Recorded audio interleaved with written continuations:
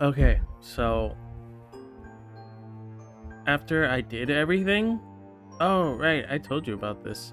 There was a a, a difference after I did the DLC and then went back and did the thing.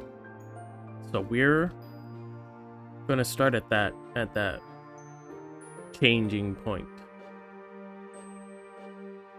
Are you ready for this? Are you prepared? Are you prepared for that? Are you prepared to diverge the timelines? We're diverging the timelines here. Okay. Thanks for waiting. I don't mind. My baby. My baby. How did I end up with such a polite boy? He ruffled his hair, and Cove lowered his head, accepting the compliment. No, I forgot. It's Janet, yeah. I don't know who Janet is either. He thought about how interesting it was to see how Cove interacted with his mom. And then, the memory hit you. First summer, you and Cove came to this very spot in his runaway attempt to find his way back to his mom. And now, you're all here, together. Give that thought to yourself. You whispered it to Cove. Uh, should I tell her? Nah. I am going to embarrass Cove about it. I absolutely want to embarrass him about it. Taking a step closer to Cove, you lean in close to share the moment just with him. Isn't it strange that your mom took us here? This is where you went to try seeing her when you moved to Sunset Bird. Cove flinched and his eyes started over to his mom, worried that she heard. When he was satisfied she didn't, he turned back. Yeah, it's weird, but she doesn't know what happened. At least I'm pretty sure she doesn't. Janie is the assistant. Assistant to who? You know what? We'll find out. You'll find out soon enough. Really? Dad likes to tell her things are fine, so she doesn't worry. Oh yeah, her hair is neat. Her hair is very neat. You decided to form Kira. You know, I haven't kept it secret. I kinda want to tell her, but no. Cove's our friend. I don't want to tell him that. Want your hair to look like that? All right, go for it. Bet. Do it. Hey, did you know? What are you doing? That Cove. No. 22. Kids. It was only after you and Cove both shut your mouths for a few seconds that Kira continued. Well, Number 22, what were you trying to say? Cove ran away in the summer and moved here to find... Wait, that wasn't the choice I made. well. That's not the choice I made. No. I meant to keep it a secret. No. Cove looked at you gratefully. You shared a conspiratorial smile. I didn't do it on purpose. I didn't mean to tell her. That was an accident. Anyway, it's kind of cool to be here, right on the edge of town. Exactly. We're standing on a precipice. Didn't have a strong opinion. I think so too. Sure. It's been a crazy day. Let's stand on the precipice together, guys. I knew you'd get it. It's good to appreciate these times and places. Kira let out a big breath of air. We should probably call it a night, huh? Let's go. Yeah, let's go. Can't wait to collapse in bed. Kira shyly smiled and gestured to the car. Quietly, go made your way back to it. Okay. Oh yeah, you rested your head and yeah, we've been through all this. Wait, what was he saying? Hey. And talk to your mom. And don't get mad about tonight. For some reason, it was my mom's idea. You didn't have a choice. I think it was worth it, even if they get mad. Yeah. I think there's not much left. Dad rested on the side of the car. Keep our heads to ourselves. That was nice. It was a nice little moment. I don't want to stand, then don't. You're supposed to watch me from bed. That is tradition for everyone. To roll over and put me on their screens without getting out of bed. There's so much more. Wait, let me see. Information. Thank you for purchasing Derek's DLC. Here you can play 5 new moments centered around Derek. He also has a special epilogue in Step 4. To unlock it, you need to fulfill these conditions. Play all 5 of Derek DLC moments. Completing Soiree with Cove or by going alone is alright. So long as you finish the moment. Please remain in touch with Derek during Step 3. Then you will have the option to play Derek's epilogue during Step 4. But you have 1 epilogue per playthrough. You can make a save on the epilogue section, page reload there, and pick another later. Derek's DLC can be a friendship or a romantic story. No, we will be friends. Okay. I think we'll go with the regular ones and then move on to the Derek. We have growing. We are growing. Family. We have a family moment. Soiree. Did we do soiree? I don't think we did. Someone's birthday. I don't know. We're saying something about a soiree, right? Oh no, that's a different soiree. Let's do it. Let's do this little party. Let's go for it. Whose birthday though? I don't know. We can find that out next. You wild away the morning, doing whatever struck your fancy, and now you are recharging with lunch. With nothing on the horizon, you were free to spend as much or as little time on your plate as you wanted. It was while you were thinking on all the possibilities of your afternoon that your mom approached you. Hi. Hi, 22. You okay? Mouthful, you nodded in reply. To your surprise, they both sat with you at the table. Based on the time, you had wondered if they were joining you for a meal, but neither of them brought anything. Okay, so you just rolled up to me, start staring at me, just cuz? What do you want, moms? What are you planning? Alright. Great, we wanted to have a little chat with you. Oh no. What do moms want to talk to me about? I'm worried. Qualifier little did nothing to downplay the situation. Your chewing slowed as your eyes widened, looking from one parent to the other. Anything that required both of them to talk to you must be something big. Yeah, I agree. This is never a good situation when both parents just sit down and want to talk to you. It was unsettling. Yes, it's very unsettling. Perked up, mindful of exciting possibilities. No. It is very unsettling. When both parents come to you, it's unsettling. You didn't like being the only one not knowing what's going on. Stomach churning, you waited for them to fill you in. There. Aw, don't look so worried. It's nothing scary, I promise. Yeah, so you say. There's a soiree at the Caprice tomorrow night. Your mom and I are going. The Caprice was a country club your moms were part of, and where Elizabeth played golf. Seemed like every other month they had some event or another, all with fancy names like soiree. Ooh, soiree. Chewing your lip, you wondered what this had to do with you. Okay, yeah? Do you want me to go? Mom chuckled at your poorly concealed reaction, leaning in. Mom took your hand and squeezed it. We've decided to make the night a bit special. Elizabeth's going to be allowed to stay home, fully alone for the first time. Ooh, for the first time ever. Sorry. You'll still be coming to the party with us. It's Elizabeth's night to party, no family round. Not yours. Sorry, you gotta wait a couple more years. Weird? I feel like we're old enough.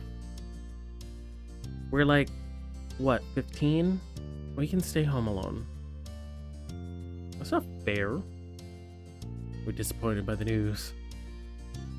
I think I'm pretty disappointed, but because I think I'm old enough. I think I'm old enough to stay home alone. Crossing your arms over your chest, you lean back into your seat. So much for the big talk. This was all about Elizabeth. Don't worry, we're not done yet. Something in this for you. Yay, I got a thing. You were not yet convinced, but you gave your mom the benefit of the doubt and listened. Parents shared a look across the table and cleared your throat, reminding them that you were waiting. They couldn't keep dropping such hints and then turn coy when the conversation was about to get good. Well, Since it's a pretty fancy party, that's still chaperoned, and attendees are allowed to bring a guest, thought it might be a nice opportunity for you to invite someone yourself. As a date, if you want. A date? No, thank you. Can we pass? Can we not? Your eyes widened as the words sunk in. Mom's continued, and it was a struggle to keep up. Even though you'll be at the party too, you don't need to worry about us getting in your way. You'll be free to eat, dance, and enjoy the music as you see fit. Oh, that sounds fun. Can I do it completely alone? By myself? But no leaving the property. Ma nodded as Mom's interjected. isn't that great? Yes, as long as you don't leave the party. And if you'd rather bring just a friend, that's a-okay too. I don't know how to react. I'm just like, no? Parents were smiling at you, clearly expecting a response, but you were still too shocked to formulate anything of the kind. You haven't imagined this was where the talk was going. Don't worry about it. Soiree isn't until tomorrow, so you've got time. Let us know your plans before we're heading out. And that's all. We'll leave you to your lunch now. Thank you. Moms rose from the chairs in unison, disappearing to another part of the house. That's weird. Don't do that. Don't do things in unison. It's creepy. You barely noticed their departure. All I could think of was what just happened. The remnants of your lunch stared up at you from your plate. Felt that you should finish eating. You had lost your appetite. Yes, I'm very glad I can go back to eating. Like, I'm glad that interaction's over. That was weird. You wolfed down the rest of your food, clearing your plate as you thought about how you'd like to spend tomorrow evening. Even though you relocated to your bedroom, your head was stuck on the conversation that had unfolded in the dining table downstairs. You knew that having someone come as a friend would be best. You wanted it to be a date? No. You didn't want to bring anyone. It was too soon to pick one way or another. I guess we could have a friend. And let's have a friend. We'll go as friends. I felt most comfortable with that. It'd make the party a lot more fun than going alone. And you didn't want to go along with the suggestions of that being your first date. Yeah, no. You spend it rolling on the dirt outside. We're not allowed to leave though. That's the problem. We have to stay in the place. Otherwise, I'd go with that option. But taking a friend required a further decision. Who to invite? He wasn't an option. He couldn't come by just whenever. Your aunt and uncle had a rule that they need more than one day's notice if she was going to visit you. Yeah. Why didn't you let me know beforehand, moms? It was too bad, since this sounded like the sort of event she'd love. Though, not so much she wouldn't tease you for passing up the opportunity to have an actual date. Roll on the floor. Good idea. Good plan. I'm just gonna roll on the floor while everyone's dancing. Cove was always easily accessible for hanging out, and you were certain that with him you'd have a great time. Maybe Derek could make it. Things were never dull when he was around.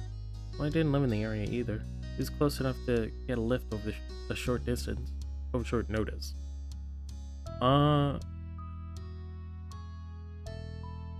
What do you think? You like Derek? Should we take Derek? Should we hang out with Derek? Is Derek or Cove? Choice is yours. I don't care either way. I don't know. I guess I'm more partial to Cove just because we've been spending more time with him. But also, we could spend time with Derek too. I don't know. Choices. I'm gonna go with Derek. I say Derek. I don't know, we don't know him much, so maybe we should try to get to know him. Yeah, let's get to know Derek. Let's hang out with Derek. You're relieved to find the phone sitting in its cradle in the living room. Picking up the address book your mom's kept closed on the phone. Flick through until you found Derek's number under Suarez. You tapped the numbers into the phone and waited for someone to pick up. Oh, I forget. The house phone. Miss Suarez. Mrs. Suarez. Hello, Suarez residence. Hello, Mrs. Suarez. Hey, Derek's mom. Hey, Derek's mom. This is number 22, model. This is model number 22. Can I talk to Derek? I'm sorry. Oh, I'm sorry. He's out with his brothers right now. I can get him to call you back. You can wait for Derek to return the call. You got a little time. Yeah, I'll just wait. Thank you. It'll be really great if you could do it today. Mm-hmm. I'll see what I can do. Thank you. Even his name matches. Traded goodbyes, hung up, found a place to relax in the living room. That was as far as you got in decision making. You let yourself sink down into the corner of the couch and remain stuck against the plush cushion. Your plan A was on hold. More than that, it was hung up on. But you'd committed on to waiting to hear from Derek. So waiting is what you had to do. Okay, but I have no choice. The remote had been carelessly left on the green stool, almost certainly by your big sister. You lurched over the armrest to reach the TV device. Pressed out your finger and succeeded to press down the on button. When flopping back down into your seat, you caught a glimpse of what had appeared on the screen. The show playing was How It's Made, mini documentary type of show. Subject of the episode was prepackaged crackers. I've seen that show. Seen it a couple times. It's interesting. A lot of things are interesting. Didn't have the motivation to actually pick up the remote to change the channel. Simply let it play.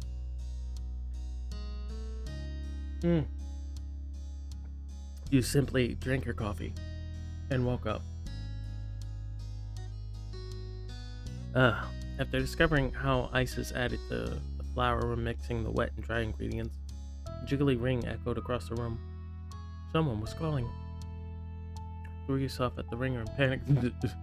Went to answer it. This is just answer it. Relax, man. It's not that serious. Hi, who is this? The initial answer you got was a series of cheerful chuckles. It's Derek. Hey, 22. I'm really sorry I missed your calling before. I was watching Little Bros at the park. Mom came to find me. She did?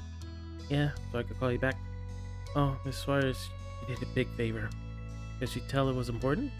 But, thanks for calling. Was there something you wanted to talk about? Yeah, I'm going to a soiree tomorrow with my moms at the Caprice Country Club. Cool. You gotta tell me what happens when you get back. Will you come with me? Don't have to come if you don't want to. Yeah. We'll just ask him. I'm not going to assume he's coming.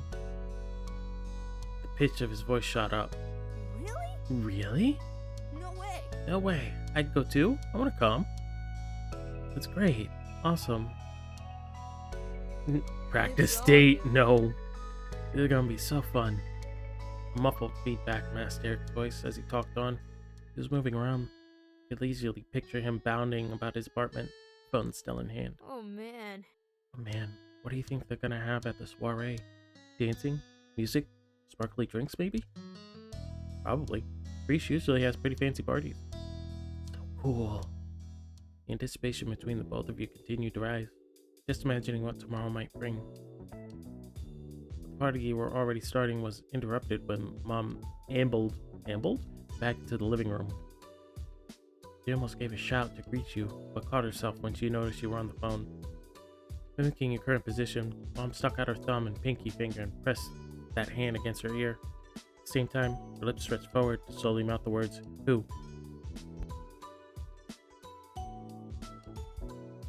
I've gotta go. Mom's here, whispered on the phone. Hey, hang on for a second, I gotta answer my mom. I'll be... That's polite. I have to hang up now. Yeah, No that one. worries. No worries. Say I said hello. Sure. Mom, Derek said hello. Leaving things with him there, he lowered the phone to the counter. So, what's happening? I'm talking to Derek. He says hello. Derek Suarez? Her eyebrows arched in curiosity, but she still wore a grin. My god, lady, relax. There is no date. You need to chill. Did he happen to call about out of the blue? Or was it you who gave him a ring? Maybe to ask a certain question?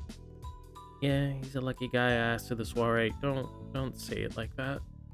Okay? So, Is it a date? Oh god, no. Absolutely not. Voice was light, teasing, and it was painful. Could only hope Derek hadn't heard that. We're just gonna hang out at the party together. sounds good. Makes sense to me? It'll be a hoot to have him along for the ride. Would you mind if I borrow the phone? Give Derek's parents a call and get everything squared away. Alright, I'll tell him. He nestled the phone against her shoulder, cheek to speak directly into it. Derek, my mom wants to talk to your mom about the soiree tomorrow. Awesome. Awesome. We'll trade off. Bye, 22. Bye. See you later. Take care, Derek. I'll see you soon. Bye, Derek. There were some happy giggles that snuck through before all the sound on the other side cut off, making the end of the conversation. He held the receiver out, and Mom strolled over to pluck it out of your hand. Thank you very much, kiddo. You're welcome, lady. Part of the prep work is finished, and the rest of the afternoon passed by just like that. Back in your room, your mind was abuzz with visions of tomorrow night. Soiree was an exciting prospect, now that you get to experience it with Derek. Yay, we might actually have fun. What exactly is a soiree? Is it just a party? Is it just a formal party at a fancy place? I don't know. Just hope that he'd give a good time when all is said and done. The evening of the soiree had arrived, daylight hours having slipped away in a blur. In your bedroom, we're getting ready for the big event. That was your intention, at least. But you hadn't settled on an outfit. Stationed in front of you, your wardrobe, scanned over the clothing you had at your disposal. Though Ma had mentioned this event was a bit dressier than a normal get-together, you didn't necessarily have to comply. Yeah, we're going in graphic tee and jeans. It's just a fancy party. Okay, good to know. You look for something formal. Don't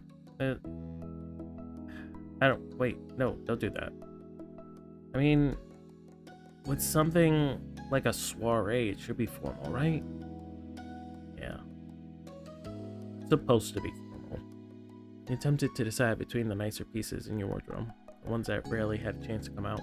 You decided to dress formally because you felt like you had to. I do feel like I have to. Do I like dressing up? Sometimes. Yeah. But you would do it to make Mom happy? You always do it to make Mom happy. You always do things to make Mom happy. Being all fancied up for a special occasion always had an impact. Any feelings you had for the clothes was nothing compared to the idea of her face lighting up when she saw you dressed so smartly. You decided to wear a dress, a blouse, a button-down shirt. I'm partial to the button. What if I just like full on a dress, high heels?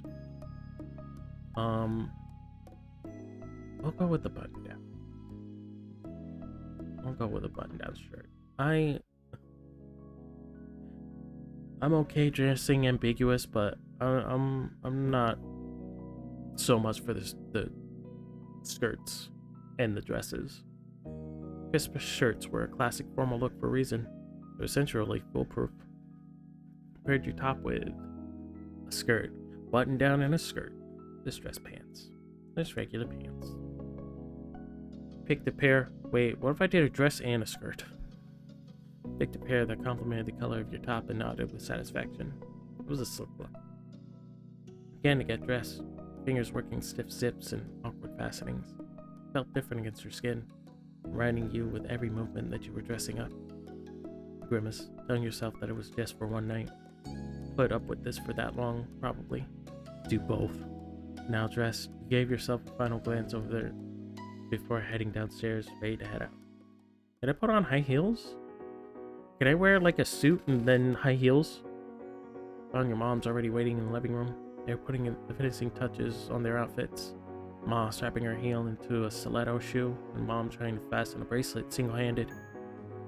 Oh, they look nice. Look at them. They looked up as you entered. Oh. Aw, 22. You look so nice, don't you think, Pam? Her expression spoke the words you were holding back, making your mom laugh. Thanks. Thanks for dressing up, 22. Once the night's over, you can put those clothes to the back of your closet. Forget about them for another few months. You got it. I'll take you up on that. Mom was still struggling with the bracelet. He lent a hand, literally, by taking one side and holding it as she secured the glass. Yes, they look very pretty. I like Ma's outfit with the, what do you call that, a shawl? With the little over-the-shoulder thing she has. It's very nice, very fancy. Thanks, kiddo. Elizabeth glittered down the stairs, her eyes narrowed. Why are you looking at me like that? Why are you looking like you're ready to fight right now? What? You're still here? Yes, but not for much longer, hopefully. Wait, I know you're excited, but we haven't even said goodbye. I want to go over how things are going to play out. Elizabeth sighed as Mom began listening to the rules, ticking them off on her fingers. No ordering, takeout, or other deliveries. Can't have anyone else come over. Uh-huh. She nodded, resigned to her fate, listening to a set of rules she could predict without so much as a glance at a crystal ball. If anything happens, you can call us or go across the street to Holden's. Keep the noise down. This house might be empty. There are people all around the neighborhood. Usual house rules still apply. Don't do anything you wouldn't do if we were here. Alright. And we'll be back no later than 11:30 p.m. We'll call if there's any issues. But don't tie up the phone all night. Right, hold on. Here you go now. Fucking rude. Jeez. Just gonna shoo us out the door like that? Relax. We're gonna go. We're gonna be gone all night. You will have time. Ma strode over and swept Elizabeth up in a hug. Sister let out a small noise, her eyes widening. Suddenly, looked much less like smug teenager she acted like. Such a big girl now. I still can't believe it. Elizabeth rolled her eyes. This wasn't the quick departure that she'd been hoping for. Any chance of it ending soon vanished as Mom joined in the hug. Aw, group hug. Family hug. Neither can I. Feels like it was only yesterday that Elizabeth groaned, trying to cut the reminiscing off without success. Felt sorry for your sister. Glad you weren't one getting treatment. Sure, we're gonna join in a family hug, just to embarrass the shit out of her. Mom and Ma held out their arms to you as you approached, welcoming you into the hug. Elizabeth whined, eager for this to come to an end already. Any chance I have to embarrass you, I will. Jeez. And you'll just go? Jeez. Family disentangled from the hug in time to catch the doorbell ringing.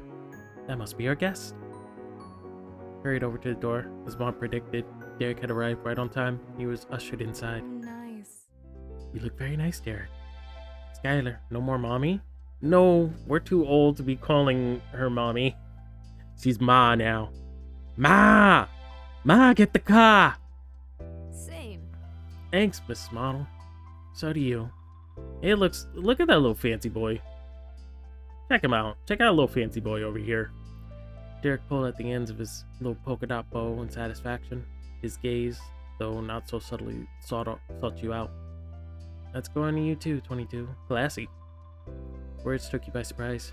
Derek usually avoided making comments on your appearance, but you were happy to accept the compliment. Yeah. We look snazzy today. He inspected his outfit in turn. You're looking good too. Love your bow tie. Love the bow tie, Derek. You look wonderful? No. Love your bow tie. You're looking good too. You're looking good too. You look good, little man. Thanks. Let's always compliment me on it. Now that Mom had finished reiterating the rules to Elizabeth, who then scurried off to the sanctuary of her room, came over to greet Derek. Hi, Derek. Nice to have you along for the ride. Thank you for taking me. You're welcome. It's no trouble. You're always welcome. Should be a fun night. Ma appeared, clutching a purse and wearing a huge smile. Agreed, but we should get going. Oh, before I forget, thank you so much for getting here on the dot, Derek. It's appreciated. You're welcome. You're welcome, Mrs. Arnold. Well, he's punctual. I like people like that. I like punctual people. Not too early, not too late. Right on time. Oh, thank you too. Answers really was perfect. Can you teleport or something? Sure. Can you teleport or something? Did you learn the instant transmission? Still managed to be the ideal guest, even with the long trip here. Yeah, I wasn't gonna be late for this. Carefree laughter and conversation flowed from Derek. Oh man. He's so ready. He's so ready to go. Since when do kids like fancy parties? Man, I told my mom that was 30 minutes before it actually was. Definitely going to be here when it was time to go. Oh, smart. Smart kid. Wouldn't you been here way ahead of time? Clever. Got everything figured out. Smart. Smart little guy. He definitely teleported. Why can't y'all teleport? Why haven't you learned to teleport yet? Derek can do it. He hooked a couple fingers into his belt loops, grinning victoriously. I tried to. Mom got me here on time. Quote unquote on time. So like 30 minutes before now. Well. I didn't want to interrupt you and your mom's because you were probably getting ready then. We just hung out at the park. With a wink, Derek tried to smooth over the awkwardness of the confession. Jimmy never popped out of his bushes to insult me, so it was all good. Oh, Weevil never popped out of the bushes to challenge me to a duel, so it was all good. I forgot who Jeremy was. Skylar teleported? Wow, that's impressive. Good job. He went overboard. Eric was a great guy. You shouldn't feel bad about those things. Yeah. He's cool. Means a lot to me. You're adorable. Stuck at shut in chalk. You can come inside my house whenever you want, Derek. You're good. Can you teach me how to teleport? Yeah, I can figure it out for you. We'll figure it out together. We'll learn how to teleport. Kicked up a leg bashfully, giggling the whole time. Thanks. Wanted to make a good impression. I know you were a bit cool about it. And even if I did have to be bored for a while, at least it was here in your neighborhood. You never know. Could have been traffic. What if George fell off a gate and broke his collarbone again? George fell off a gate and broke his collarbone before? Yeah, when he was 8, but he invited me to a soiree. My life would be over if just one of those things came up and, oh well, guess we're not going after all happened. It happens. And emergencies happen. Derek was drowning in the conversation of his own making. Chose to put a stop to that, building a dam between him and it. Sorry, I don't want to be all complaining when we're going to a party. Besides, coming early isn't gonna matter if we're late, because we kept talking about being early. Catch up with your moms. Yeah. Right, better hurry. Ooh, this place is nice. Look at that. What's that in the distance? Oh, that must be the main building. I thought that was a gazebo. That would have been cool. Pulled up at the country club. Sun had sunk deep into the horizon. The last of its light sleepily warming the oncoming night. Moms led the way to space around the back where the event was being held. The place had been transformed through decoration, with smart tablecloths and elegant ribbons contributing to a festive atmosphere. Musicians dressed in matching black and white were setting up their instruments and flicking through the pages of sheet music. And as promised, there was a table covered in plates and carefully prepared food. I want food. Give me food. Destination reached. Appearance rounded on you and Derek. Things haven't kicked off yet, but don't let that stop you from enjoying yourselves. Have fun. Have fun. We'll be around if you need us. We're gonna cause so much mischief. Let's go break shit. Oh wait, we're outside. Lynn, we can roll in the dirt. Yay, me and Derek are gonna roll in the dirt together. See you later. In our fancy clothes. See you. Bye. Get out of here. Nobody cares. Go away, moms. Derek enthusiastically waved your mom's off, stretching his arms as high as it could go. Yes, dirt time. Bye-bye, Mrs. and Mrs. Model. Once they retreated... Okay. Officially, do you say Mrs. and Mrs. or do you say Mrs.'s? Or is it just Mrs.? Mrs.'s Models? Mrs. Models. I don't know. I don't know how you're officially supposed to say that. Once they retreated against his way, you found him watching you. His eyes sparkled and the dainty, dangling lights all around your outing together officially began. Is there anybody you want to socialize with? That's what parties are for, sometimes. Or you could get refreshments. Yeah. Snacks. We need the snacks. It's okay to eat them, even if the music hasn't started yet. Let's go. Alright, let's see what they've got. We're kids. We need food. Two of you wandered over to the refreshment table. With it being early in the night, it had barely been touched, and the plates were nearly as pristine as when they left the kitchens. We need, fuel before we, socialize. Otherwise, we're just gonna be hangry. The offerings were all tiny and bite-sized, ready to be picked up and sampled. It was immediately apparent that there was plenty to choose from. Just from the level of care with which it was presented, it was clear that this was fancy stuff. Dick pursued the options with a scrutinizing eye. I don't know if I've ever seen that word spelled out. Derek pursued the options with a scrutinizing eye. From one end to the other, his gaze swept across the scene. He took a few sniffs for good measure.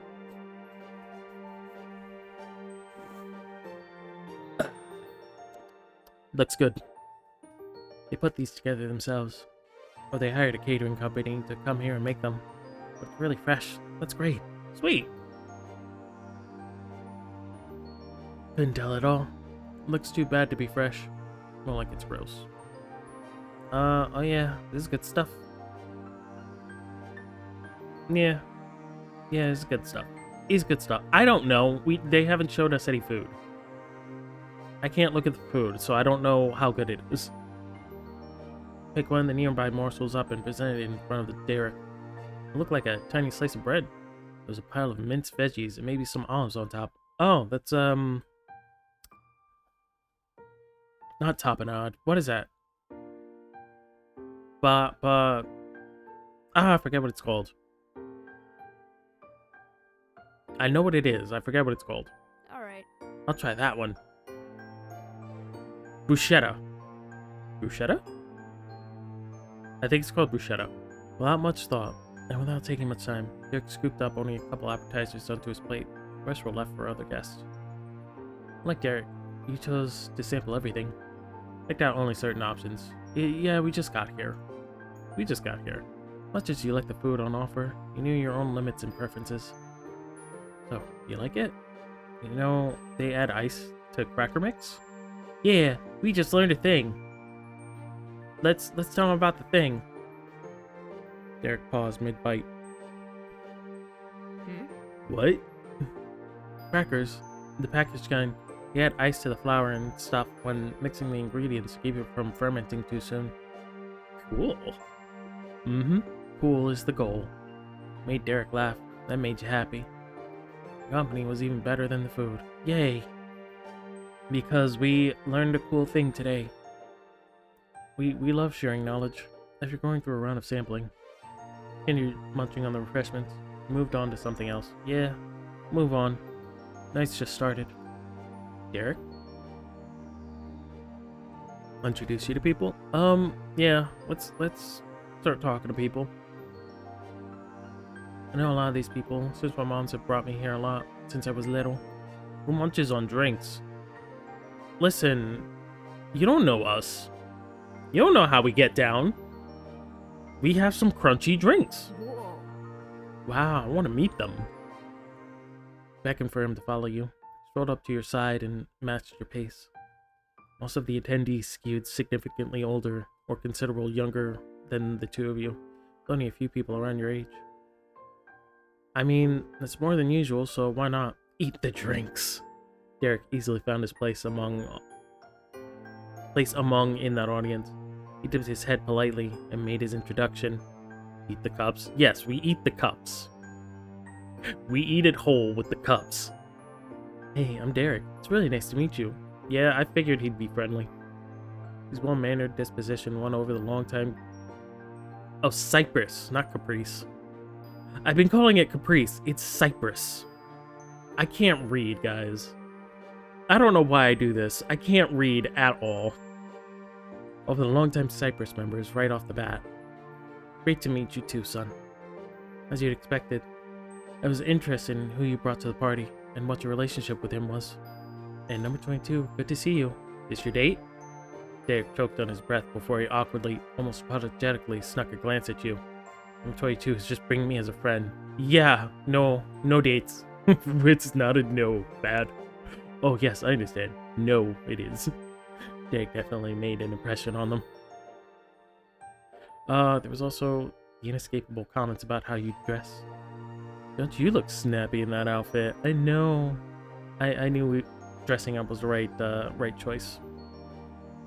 You scrubbed up well. Scrubbed up? Cove would have died here. I figured as much. That's why it was a question. We like Cove. Cove's nice. But, I figured a fancy party would not be his deal. He'd be very uncomfortable. The basic niceties taking care of you. Kept on chatting while waiting. Moved on to something else past the time. I guess we should keep talking? Lighthearted conversation continued until someone's stomach rumbled. You parted ways with your group so you could make a break for the snack table. It was back to just you and your guests. Hey, Derek. Is there anything you'd want to do? Letting the next move be up to him, Derek restlessly looked around to the party, squinted his eyes, and really considered the possibilities. Then he gave an unassertive answer. Well, Snatch. Well, it wouldn't be a big deal. It'd be alright if you showed me around. Never seen any of this place, so, like, we could go on a walk? Derek's pointed fingers tapped in a rhythm across the edge of the nearby table, like he was spelling out his answer on text on a typewriter. That'd be nice. Let's go. Thanks. Let's do it. Derek happily trotted ahead, checking over his shoulder to see if you were coming too. Made sure to keep up with his pace. You led him down a familiar stone walking path you knew would get far. A lovely stroll around the country club grounds began in earnest. And this is a place where they smack the balls into the holes. What's a typewriter? Oh no. How do I explain? A pre-computer.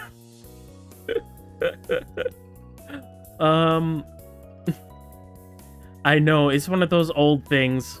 It's a very old thing. I'm kidding. I figured.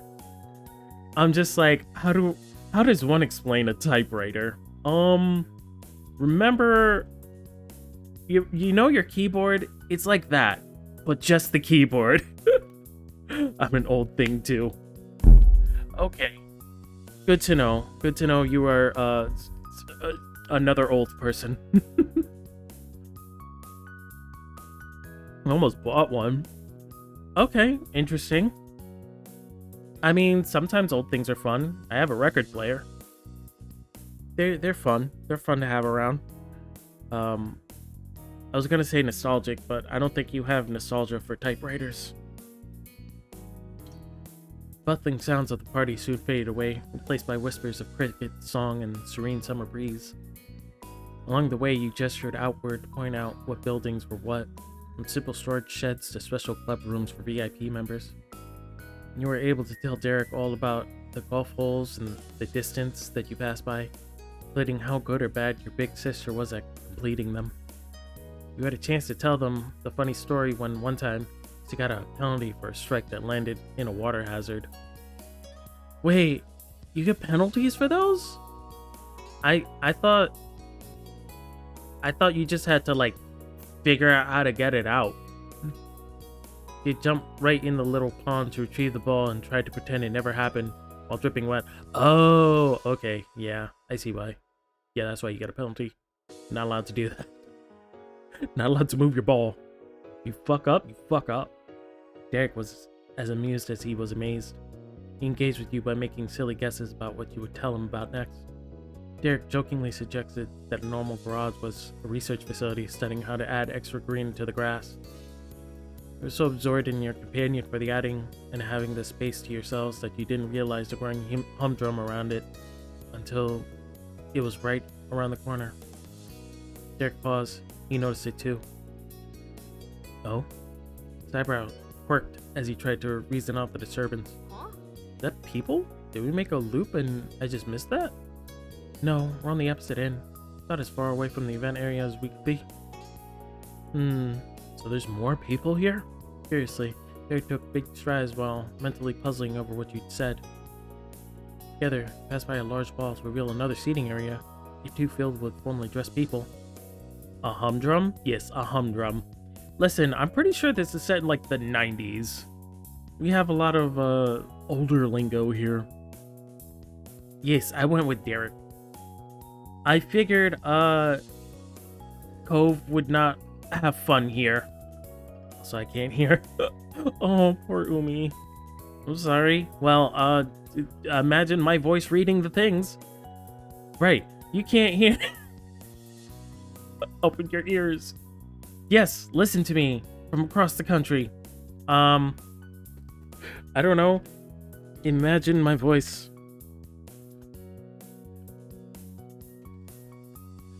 Imagine my voice, I guess?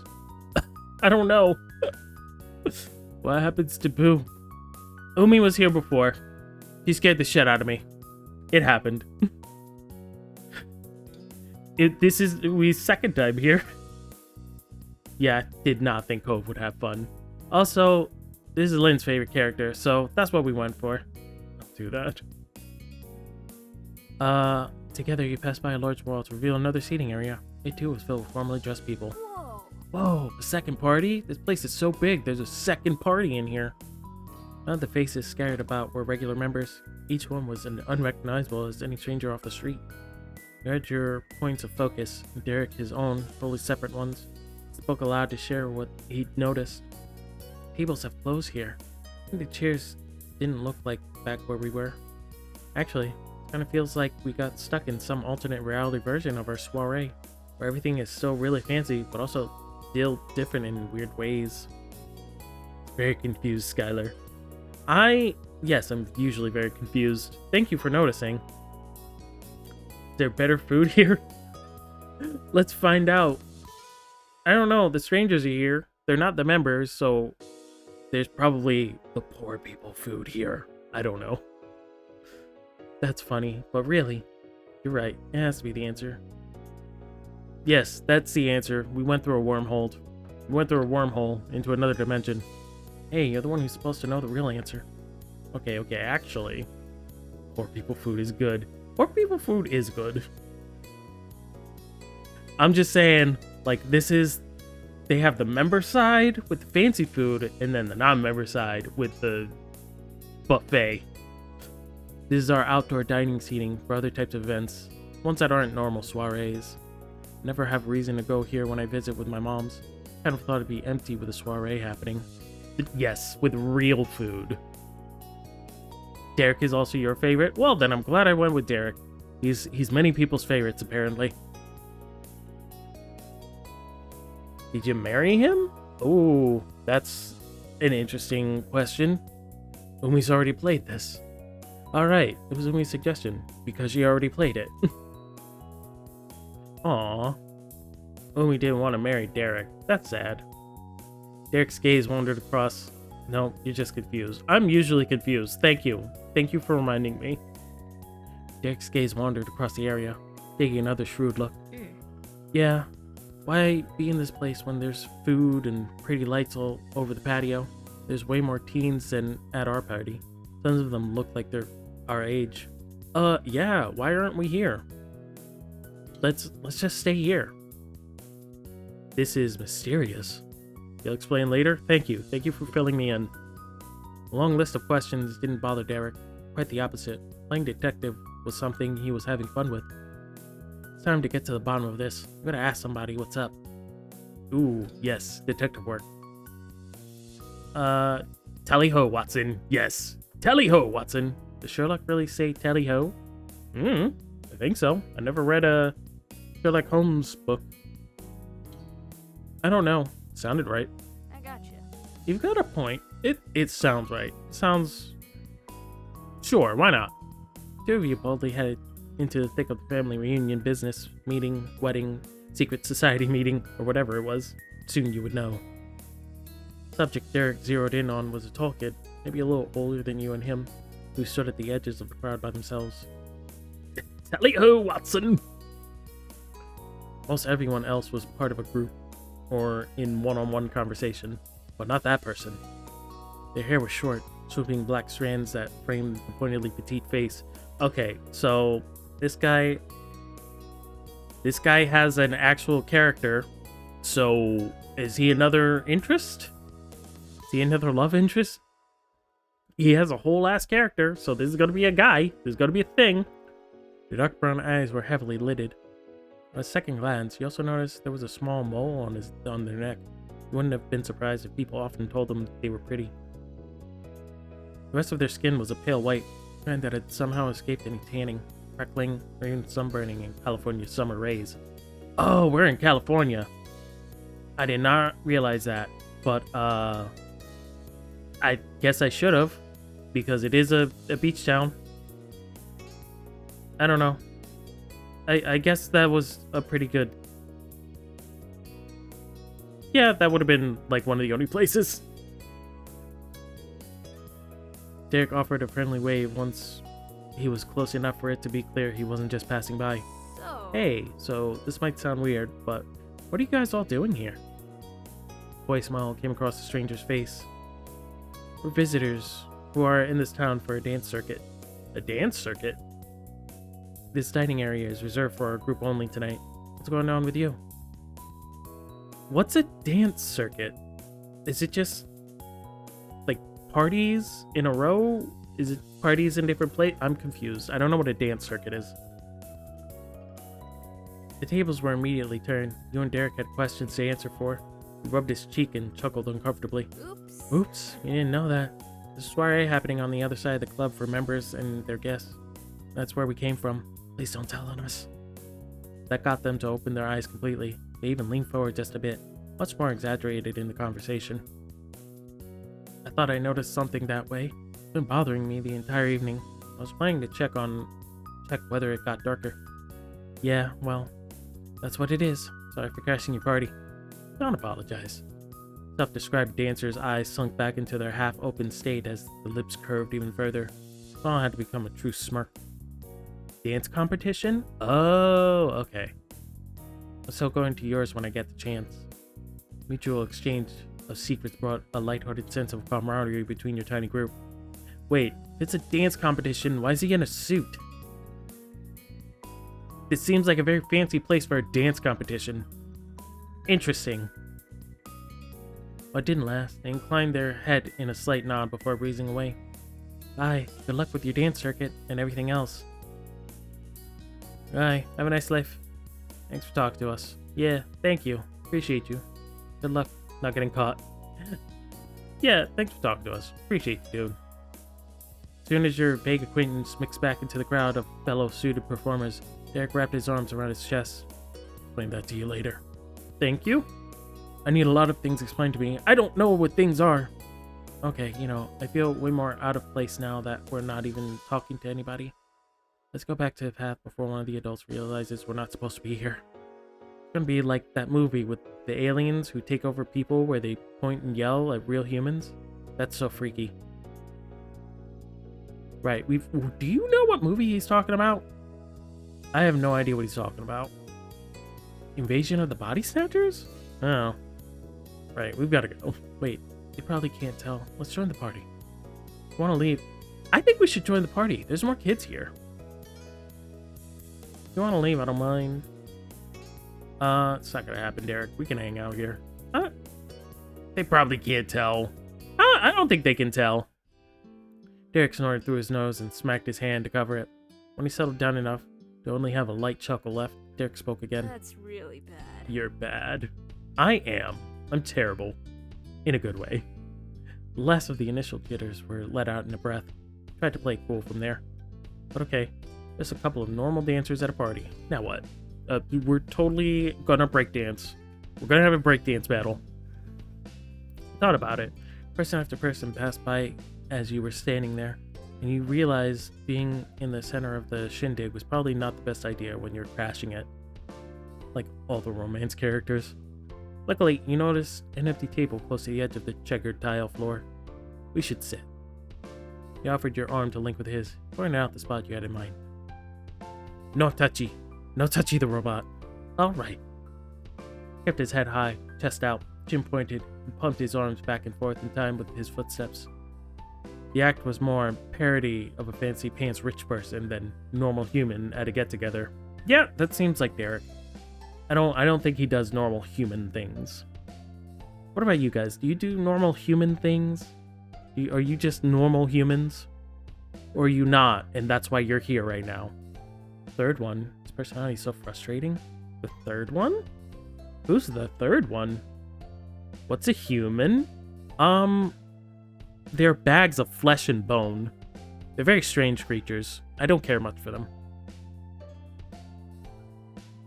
But Eric always had to give things his all. You disconnected from each other when you arrived at your destination, only moments later. That guy. That guy. That's a human. Stole some side-eye looks around you as you took your seat in the metal dining chair. It was fun being sneaky. Derek took the seat right next to yours. Anyway. So, the circuit? That was great, wasn't it? Sure, we totally know that. Well, yes, it was. Why, yes, it was. It was passable. Oh, I thought it was quite the disaster. I am too professional for that. Which is more posh? What's a more posh answer? It was passable. You're right, it sucked. The ridiculousness of all that truly got to Derek. He snickered enough to shake his shoulders and bring a tear to his eye. Now, it's so nice to give these dancing feet a break, isn't it, 22? You swatted the air frantically and tossed your head back in amusement. What a grand time for the two of you had. Ha ha ha. But then the towering plumped shadow overtook your view. Excuse us. There, right in front of you, was a trio of teenagers. Each one had in their hand a pale, peach-colored drink, long-stemmed glasses. Sorry. Oh, sorry. Derek rubbed his neck and spoke placantingly? Placantingly. I've never... Now I need to know what that word is. Placantingly. Give me a second. Because that's a new word for me. Placate? Placate. Someone less angry or hostile. Placate. Placate. Placatingly. Yes, placating. Yes, that's what the word is. Placating. Okay. Sorry, just need a second there. Derek rubbed his neck and spoke placatingly. Derek is also pretty frustrating. I don't know. I find Derek, fun. He's very energetic. We thought his table was open. We could totally move. But it was as if they didn't even hear his diplomatic offer. Who are you? The voice was defensive. You weren't just in their seats. Your very presence in this exclusive place was a surprise, an unwelcome one. He glanced at Derek, wanting to figure out what track to take with this. He mouthed the word, But before enough silence could pass for the two of you to seem guilty by omission, Derek pulled it together and blurted out a response. We are dancers. We're here to dance for the dance circuit. He hit them with a real curveball. They had no idea there was a mole in the party who informed you on the detail. Spoilers? Why are you giving out spoilers? How could you? But rather than giving up on the game, a different teen took another angle. What's your study exactly? Oh, swoopy-haired stranger hadn't mentioned what kind of dance it was.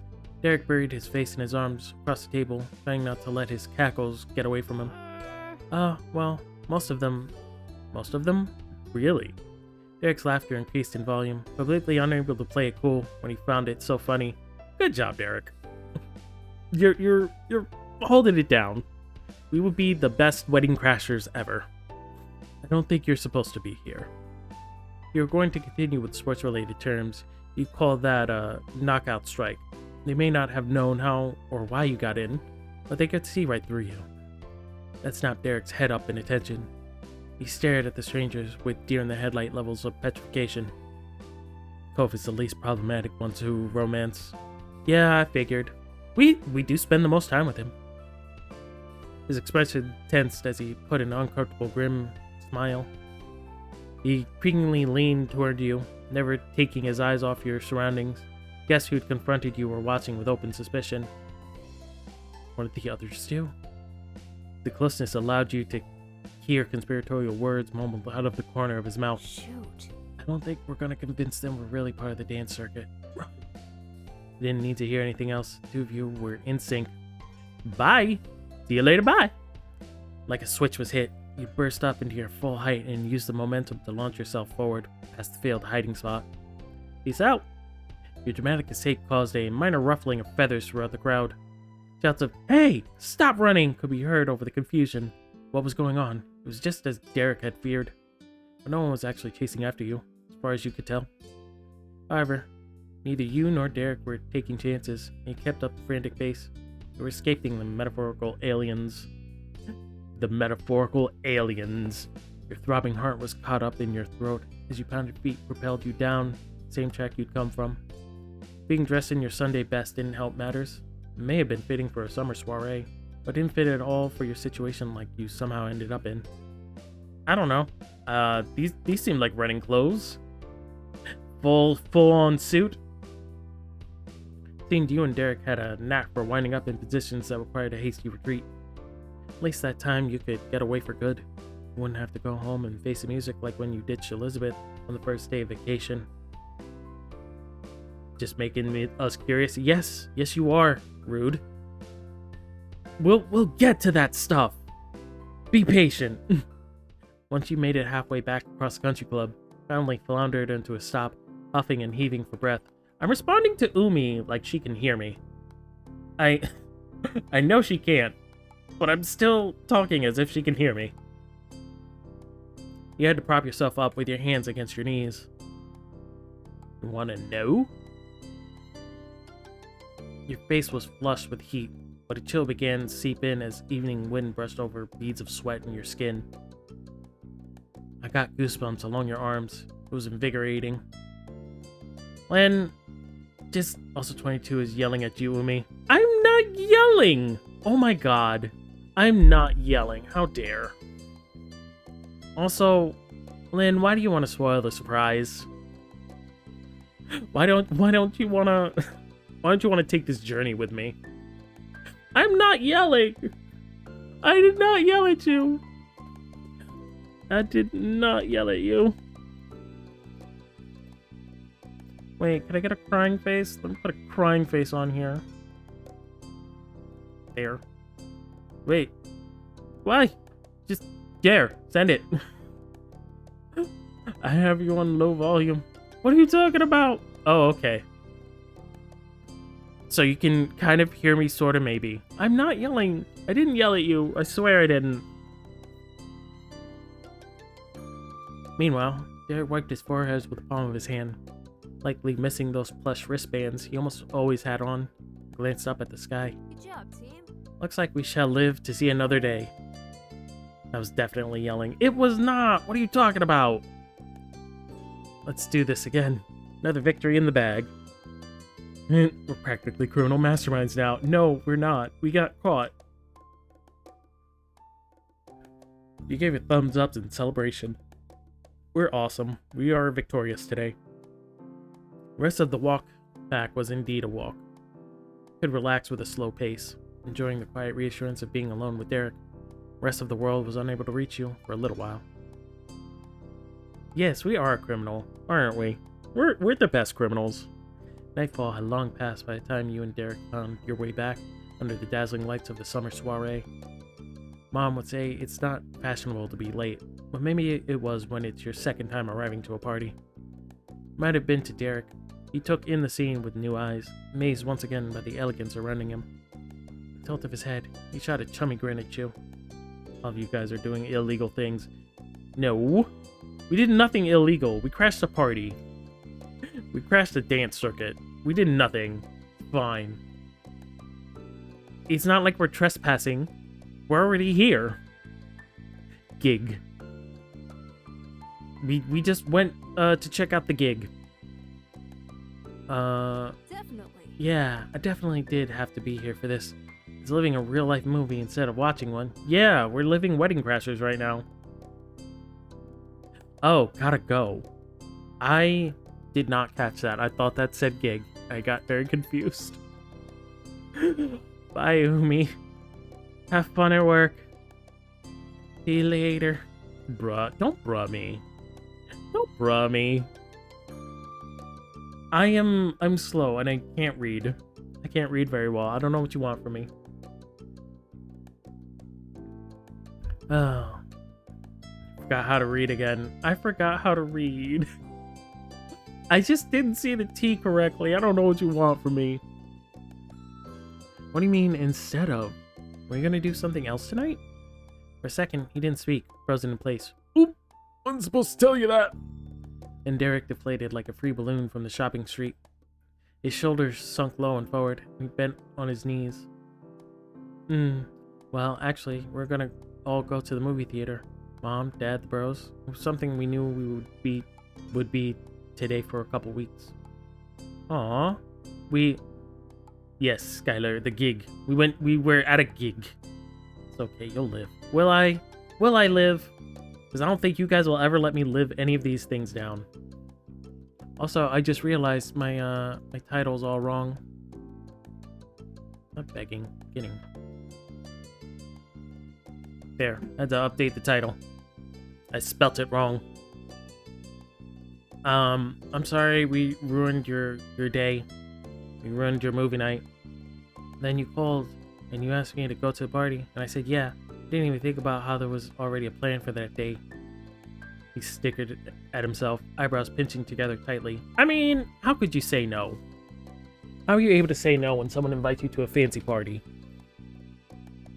It was kind of awkward when I had to tell my parents. I couldn't call you back and say I wasn't gonna go after all and beg them to let me miss the movie. Luckily, I could tell this was a matter of life or death and still wanted their son around, so they managed to bring me over. Derek and you were somehow equally shocked by this explanation. Man. And I always used to remember those things.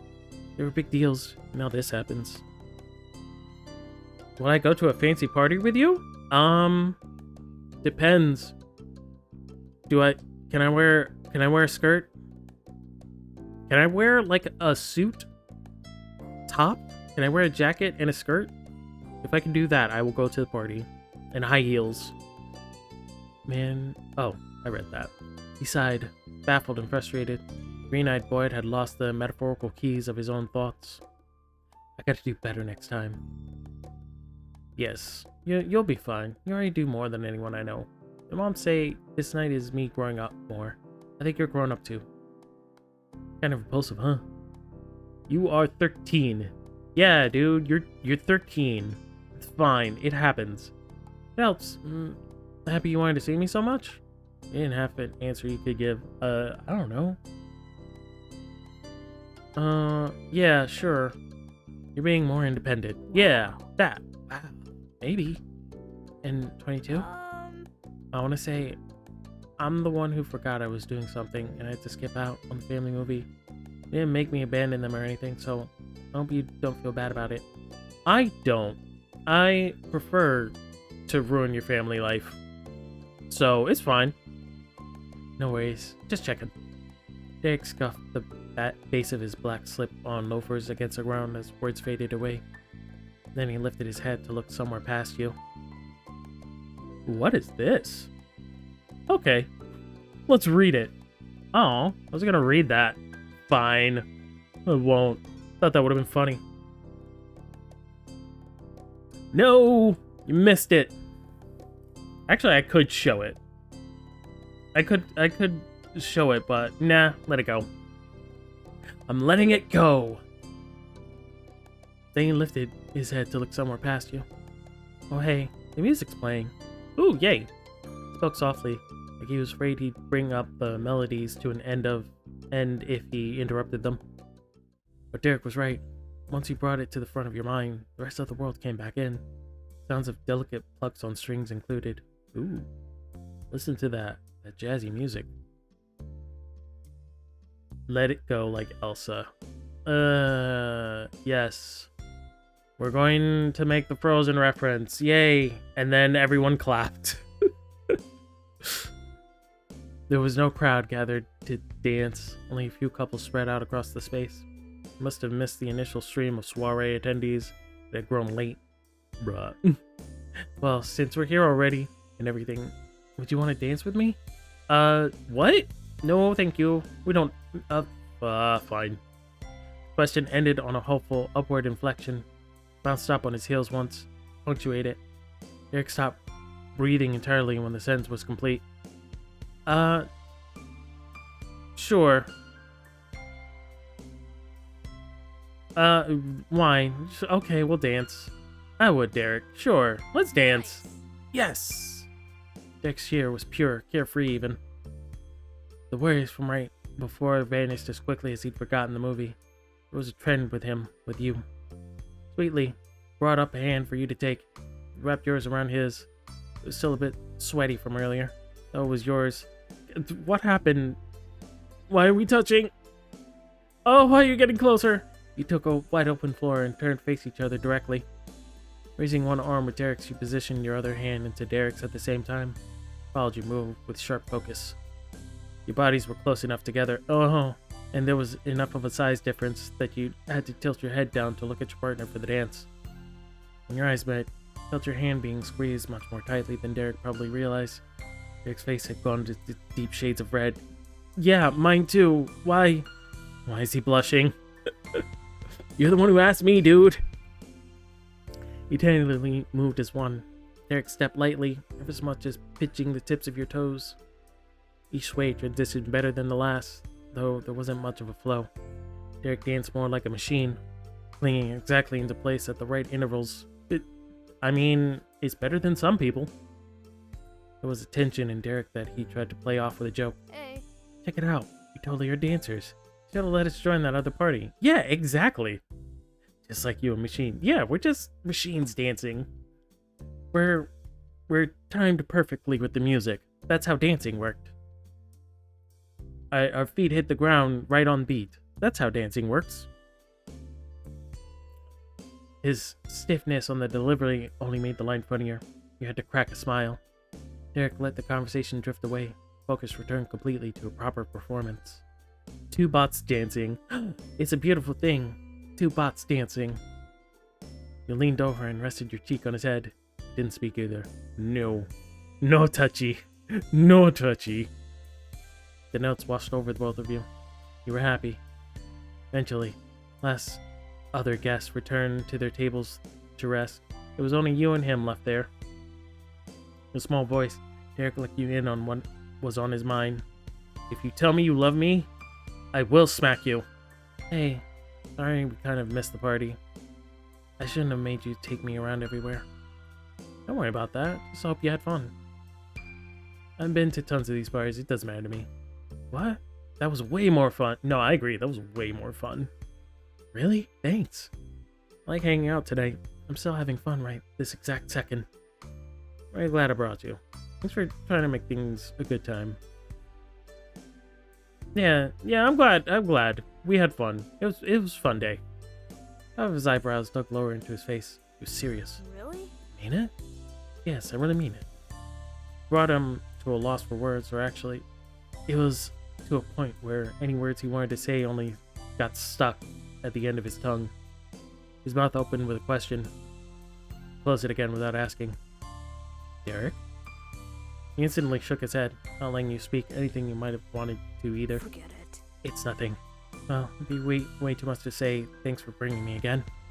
It's okay. It's chill. Let's chill, bro. Blissfully, with a dizzy tilt, Derek grinned and a charming smile of his. You always knew Derek was a friend you could count on. Even for something as formal as summer soiree, he could relax. The feeling of connection was mutual. Derek was buzzing with the kind of energy you only got when he was bouncing off the best of company. Sweet. It made Derek break out of his self-imposed mold, tucked his left hand around your back, and spun the both of you around in the most robotic of manners. Whoa. Let's go. Let's dance. Okay. I can try. We already were, but okay. Cool. We were already dancing, but I guess we can dance harder. Put the dancing into overdrive, guys. We're dancing into overdrive. Two of you twirled like ballerinas. You pushed and pulled your bodies apart and back together. As your mom would have said, you cut a rug across the soiree floor. Yep, we cut the rug all right. Somehow you felt like a kid again, where it didn't matter what you did or who might be watching. The world was yours to enjoy. Dance harder.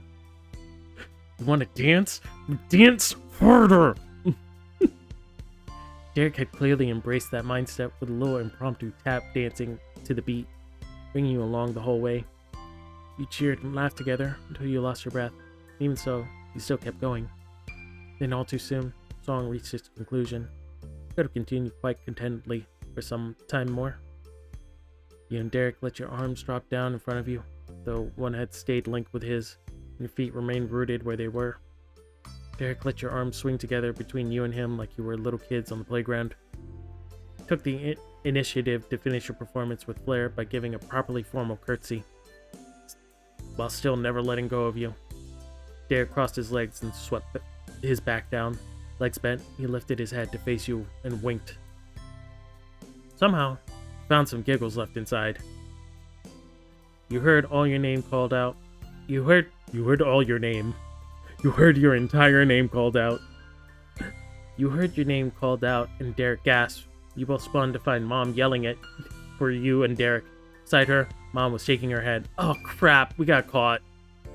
No, how did they catch us? Sorry. Time to go home, Lanny. I had to get a hold of them somehow. What did you want me to do? Sneak up on them? Chosen method was admittedly better than that. The timing was still terrible. Derek breathed a sigh of relief after the shock wore off. The shout had thrown them right back to earlier in the evening when unknown adults were yelling after you. Oh god, we didn't get caught. Thank god. Thank god. Well, no more dancing dinos for us. Sad. Lifted up one cheek with a lopsided smile. Phew. Looks like we're getting away with it. Getaway ride is here. Two of you shared a private laugh with your parents, watched the reaction and confusion. We're so glad you got a chance to dance with Derek after all of your misadventures at the party. I mean, I guess dancing like robots is fun. Mechanical dancing. We were the best dancers there. They really should have let us at the party. We should have showed them our moves. We could have did the robot at them. It would have been like, oh my god, you guys are such good dancers. Please come stay with us. Despite the minor spook thanks to your mom, it had been a perfect ending to the evening. And it had to end sometime. Eventually. It had to end eventually. Didn't need to say anything to him. The two of you strolled together, again over to your parents, who were still bickering playfully. Hello, Mrs. Model. Mrs. Model. Hello, Mrs. Models'. Mrs. Models'. Standing shoulder to shoulder, the two surveyed you and Derek. Wondered if they were checking that you were returning the Suarez son in the same state he'd left the house. So, That was quite a night, huh, gang? Wasn't it just? Where were they? I did not see them at all.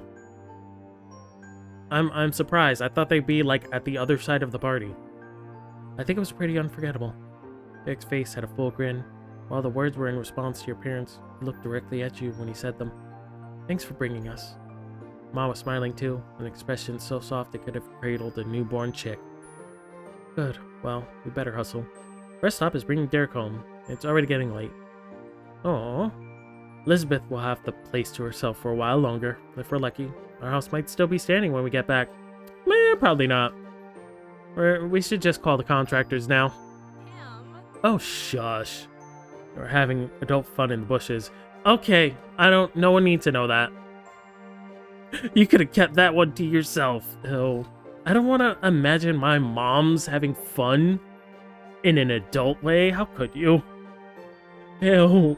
I don't want to think about that, Lynn. She swatted your mom playfully, laughing at the comment. Cast one last look at the party. You saw people exchanging farewells and suppressing yawns. Most of the faces were happy ones, despite the weariness that was starting to creep in. Derek lingered near you, waiting. The pair of you were going to be left behind at the rate things were going. You're just drinking and playing dominoes. Yeah, I'm sure. They look like domino players. Turning away from the final moments of the summer soiree, you were left feeling grateful that you had such a good guest to keep you company the whole way through.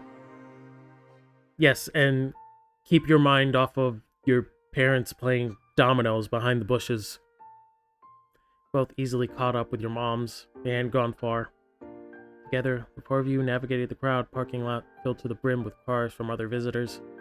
Ma, unfortunately, couldn't remember exactly where the car was. Took a short game of extra elegant or extra ridiculous depending on your view. Hide and seek with the car to locate the familiar vehicle. Hide and seek with a car to locate the familiar vehicle in the back corner of the lot. Sometimes they have a very strange wording that is hard to speak.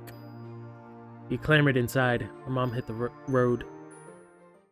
It would be a while before you'd arrive at Derek's home, so you let yourself settle in against the seat. You sunk lower and rested your head against the car door.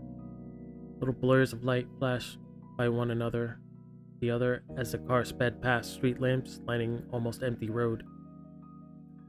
After more than 10 minutes of silence, Derek extended his arms and legs all the way out while lifting them in the air and pairing it with a wide yawn. It looked like a sleepy starfish. Aw, look at that sleepy little starfish. Derek glanced at you through squinted eyes as a soft smile replaced the large gape in his mouth before. In the darkness of the back of the car, as you rocked gently from vibrations, he whispered to you, "You're great." Oh, thank you? You're speechless. Are you doing okay? I don't... I don't... Don't bork at me. Stop borking at me. I really don't know what to say to that. His eyes felt closed. The ends of his lips still pulled up. Do you think that brown-eyed dancer ever made it to the soiree? I bet he did. He's a new mystery. I bet he did. I'm sure he did. Sure he was there at some point. Yeah. Finally, you arrived at the condo complex. Moms insisted on escorting Derek into his actual house. He didn't protest. You, of course, tagged along too. There was a chance to stay with Derek for longer. It would be too creepy to wait in the car. Yeah, it would be too boring to wait in the car. That's my friend. I should see him in. It was a short walk to the building, through the modernly decorated lobby, up to one floor, and across the hall to Derek's front door. Paused the journey for a second to give warning. I'm gonna have to be really quiet past my brother's bedtime. You and your moms nodded as a group. Mom even went the extra mile by making a mock zipping gesture across her lips. That was enough for him, and Derek shoved a hand deep into his gray dress pants. He retrieved a loop of shiny silver keys. Ooh, cool. He cycled through the first couple on the ring before carefully gripping one he needed. Ooh, shiny keys. I'm flabbergasted with the shiny keys. Can you just jingle those keys for me? Please? Just jingle the keys for me. It was slotted into the keyhole, twisted, and then the door was tugged slowly open. Derek went straight in, followed on his heels, with Ma behind you. Mom got inside last, shut the door. Lights were on the main room, but it was an empty space. None of the four people here could be seen. The only sound was the clinking rumbling of an active dishwasher. Derek bobbed his stretched out hands down low and back up, gesturing like a team captain for you to hold the line. Mom gave a thumbs up. Tiptoed down the hall, hunching his shoulders up high. When he reached the last door at the end, he shifted from almost crouching to extending out his tallest height, and Derek gave the door a few light knocks. So are we escorting him all the way to his bedroom? What is happening right now? Mr. Suarez answered. His features lit up, seeing who was there. Mrs. Suarez joined her son and husband right after. Mouths opened and closed as they hid an inaudible conversation on the other side of the condo. Their lips shut when Derek pointed to the entryway. Both Suarez's parents took a step out of the room, one in front of the other. They easily spotted your family there, huddled together in your formal attire. Three of you stayed put while they crowded through the hall. Oh, hello. They look like lovely people. The room came alive with a pleasant greeting between the two pairs of grown-ups, though all in hushed tones.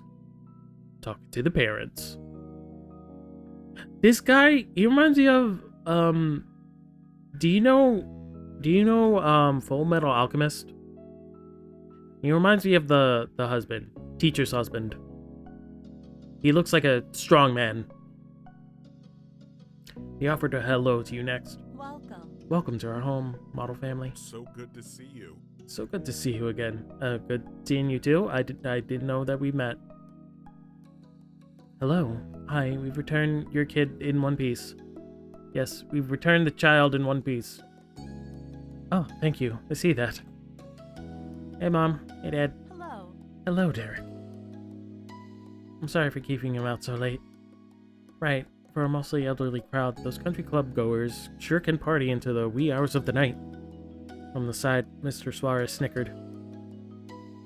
Apologized to Nicholas. Derek picked up the little comment loud and clear. Made his teeth clench. Aww. He threw a fit, huh? Oh, I'm guessing his little brother? Chuckled.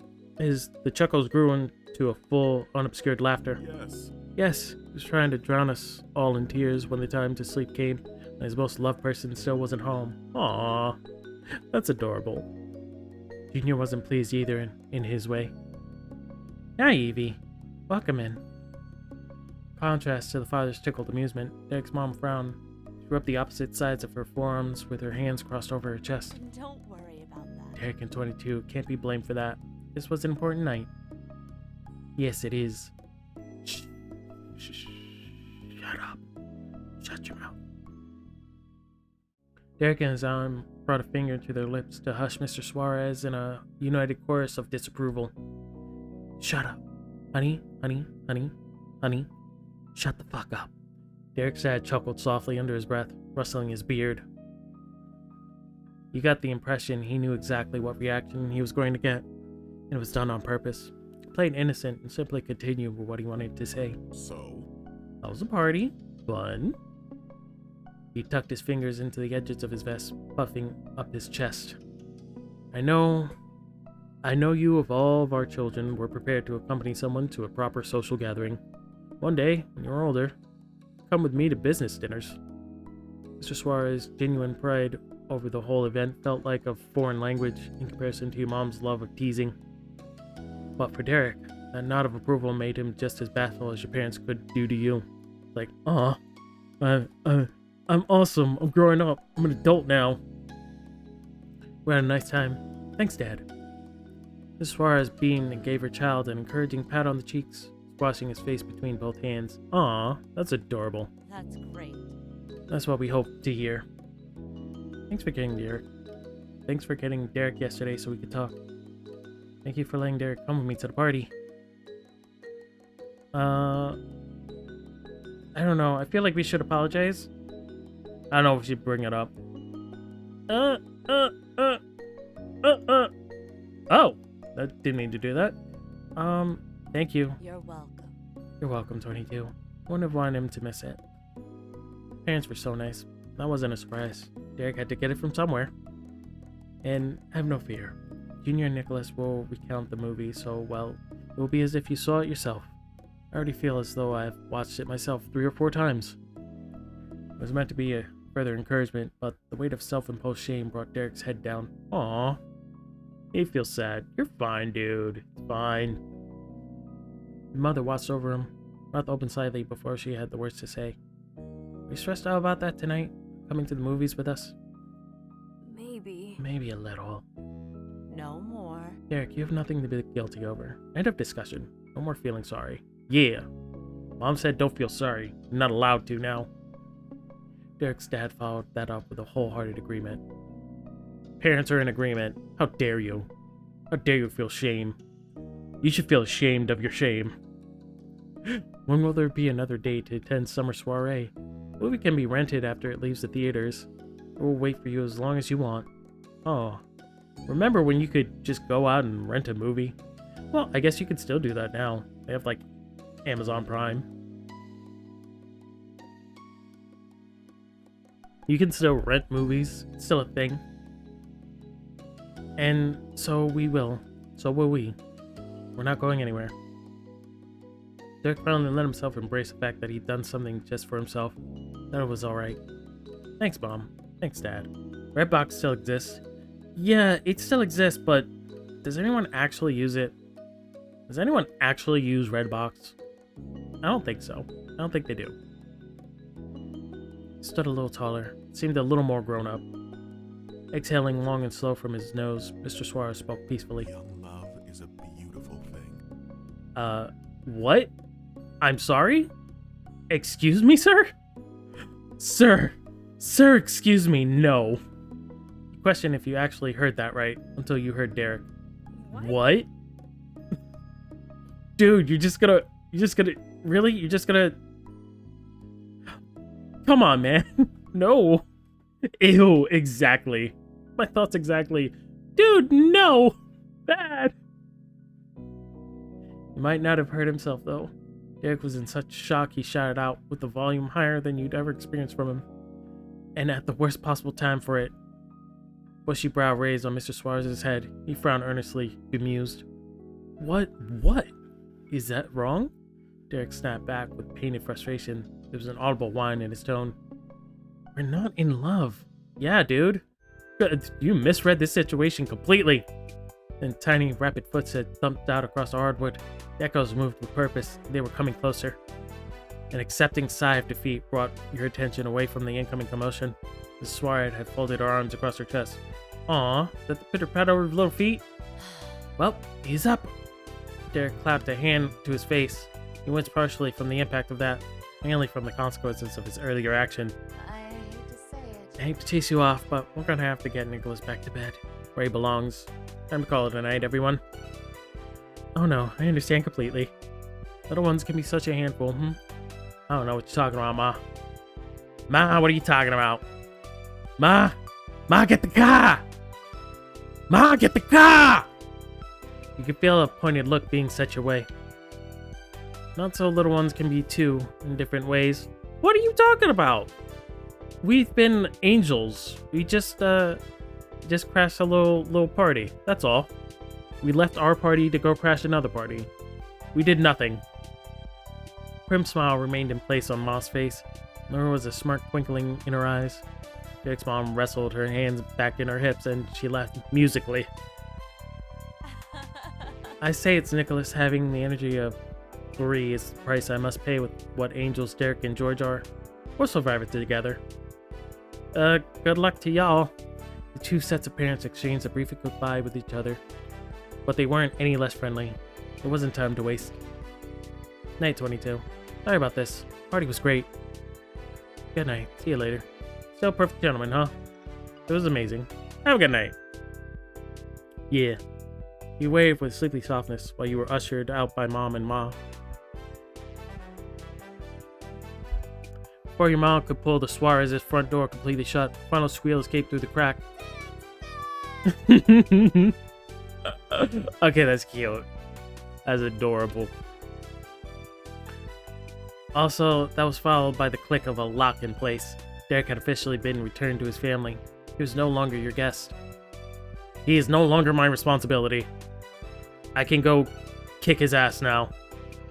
Mom's heels clicked down to the complex's hallway with her head high and a grin playing out on her face. Now that's one way to end the night. I agree, Pam. Only Elizabeth would welcome us home with the same level of enthusiasm. They both laughed, covering their mouths and trading glances like schoolgirls. I feel like she has never done that ever, even when she was young. He joined with a giggle. It was easy to imagine the sour face she'd show the second you arrived back home. Yes. Yeah, she would. She absolutely would. As your mom had said, your first independent formal party ended on a very memorable note. That was fun. We became party crashers. And then the most adorable moment happened. Alright. So what's next? Do you want to do some boring summer work? Oh, the birthday. Yes, we want to know whose birthday it is. That's something we need to know. Let's go find out. I think I have the energy for one more. Let's do this. Let's get this done. Find out whose birthday it is. Oh, look at all this. They have a bouncy house? This is going to be the best birthday ever. It was a pleasant afternoon. The sun shone brightly. The breeze tugged lightly in the balloons strung around the park. You and Cove had just been dropped off at Miranda Eckert's birthday party. Who the hell is that? Who is Miranda Eckert? You didn't really know Miranda. Last year was the first time you had a class with her. Everyone at school knew her as quiet. So why are we here? Thought this was gonna be fun. I don't even know who this girl is. Shy girl stuck to her own friend group like glue. It had been a surprise that she was having such a big party. Looked around the expansive park, spacious recreation center in the next town over, and noticed a bouncy castle. Miranda had a bit of a reputation for not caring if she acted mature like other teens sometimes did. It made a certain amount of sense that her party would match that. Thought Miranda was sweet. Thought Miranda was weird? I don't have an opinion of her. I barely know her. How can I have an opinion of her? Miranda was a stranger for the most part. What were you supposed to think of a person you didn't know? Why am I at her party? That's what I'm thinking. Doing family pictures? That's fine. You still have to do your thing. We did the party. We are at Miranda Eckert's birthday party for some reason, because we barely know her. She is in one of our classes. And now we're here. That's all the information I have for you. You hadn't had a choice in coming here today. I spilled on myself. I am a hot mess. I am the hottest of mess. Okay. Alright. I'm gonna need to change the shirt. You hadn't had a choice in coming here today. Your mom's insisted on it after you got the invitations. It is Cole's mom and dad. As did Cole's mom and dad. So both you and he were driven over to the next town with presents in tow. All the parents had been pretty firm about going to a birthday if you'd been invited. Okay. You agreed it was best to attend. How did we get invited, though? Did she just invite everyone in the class? I wonder if it was an adult thing? We're happy to be here. You wish you were somewhere else. Felt out of place. I do feel out of place. I will give it a chance. I'll give it a chance. I will give it a chance. You just arrived at the party after all. You couldn't see the future. Could turn out to be fun, or it could be a disaster. We'll wait and see. Cove made a small noise which caught your attention. He looked around, scanning the area, fidgeted with his gift in hand. And is what we're supposed to do with these? Looked at your own present, and then toward the seating area. There was a table filled with snacks and drinks, supplies for various party games. Past all that, you spotted one table in the back that seemed to have a truckload of gifts. Pointing it out to Cove. Got the presents off over there. Cove shrugged. He didn't look interested in the subject, even if you had just answered his question. Alright. Move forward and headed for the gift table, followed with your present in hand. Walked past the groups of people, classmates in semicircles broken up into usual friend groups, chatted away. You, or maybe Cove, received the occasional greeting or friendly nod. However, as you passed by even more people that you had never seen before, you became aware that there was more strangers here than not. It was more crowded than you expected. Miranda Eckhart, the quiet girl, was hosting the most popular birthday party you had been to in a long time. And yet, a bunch of people that just don't know each other. Looked at the new faces and thought you saw something of Miranda in them. Cousins, nieces, or nephews, maybe. Parties could be a big deal in her family. Oh, okay. Both of you reached the table, set your gift down on an empty space, brushing some confetti aside, and Cove placed his gently next to it. He looked at the present thoughtfully. Hey, what'd you get her? Before you had a chance to answer, Cove opened his mouth again and tapped his gift. Found this sparkly backpack. Figured she could use it for school or trip or something.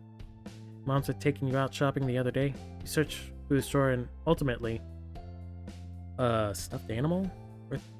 How old are we? 13-ish? Grabbed a necklace and bracelet. Found a lighthearted adventure book. Yarn craft kit? No. Let your mom's pick. Noms didn't appreciate what you picked and chose something else. Aw. I mean, I don't know her very well.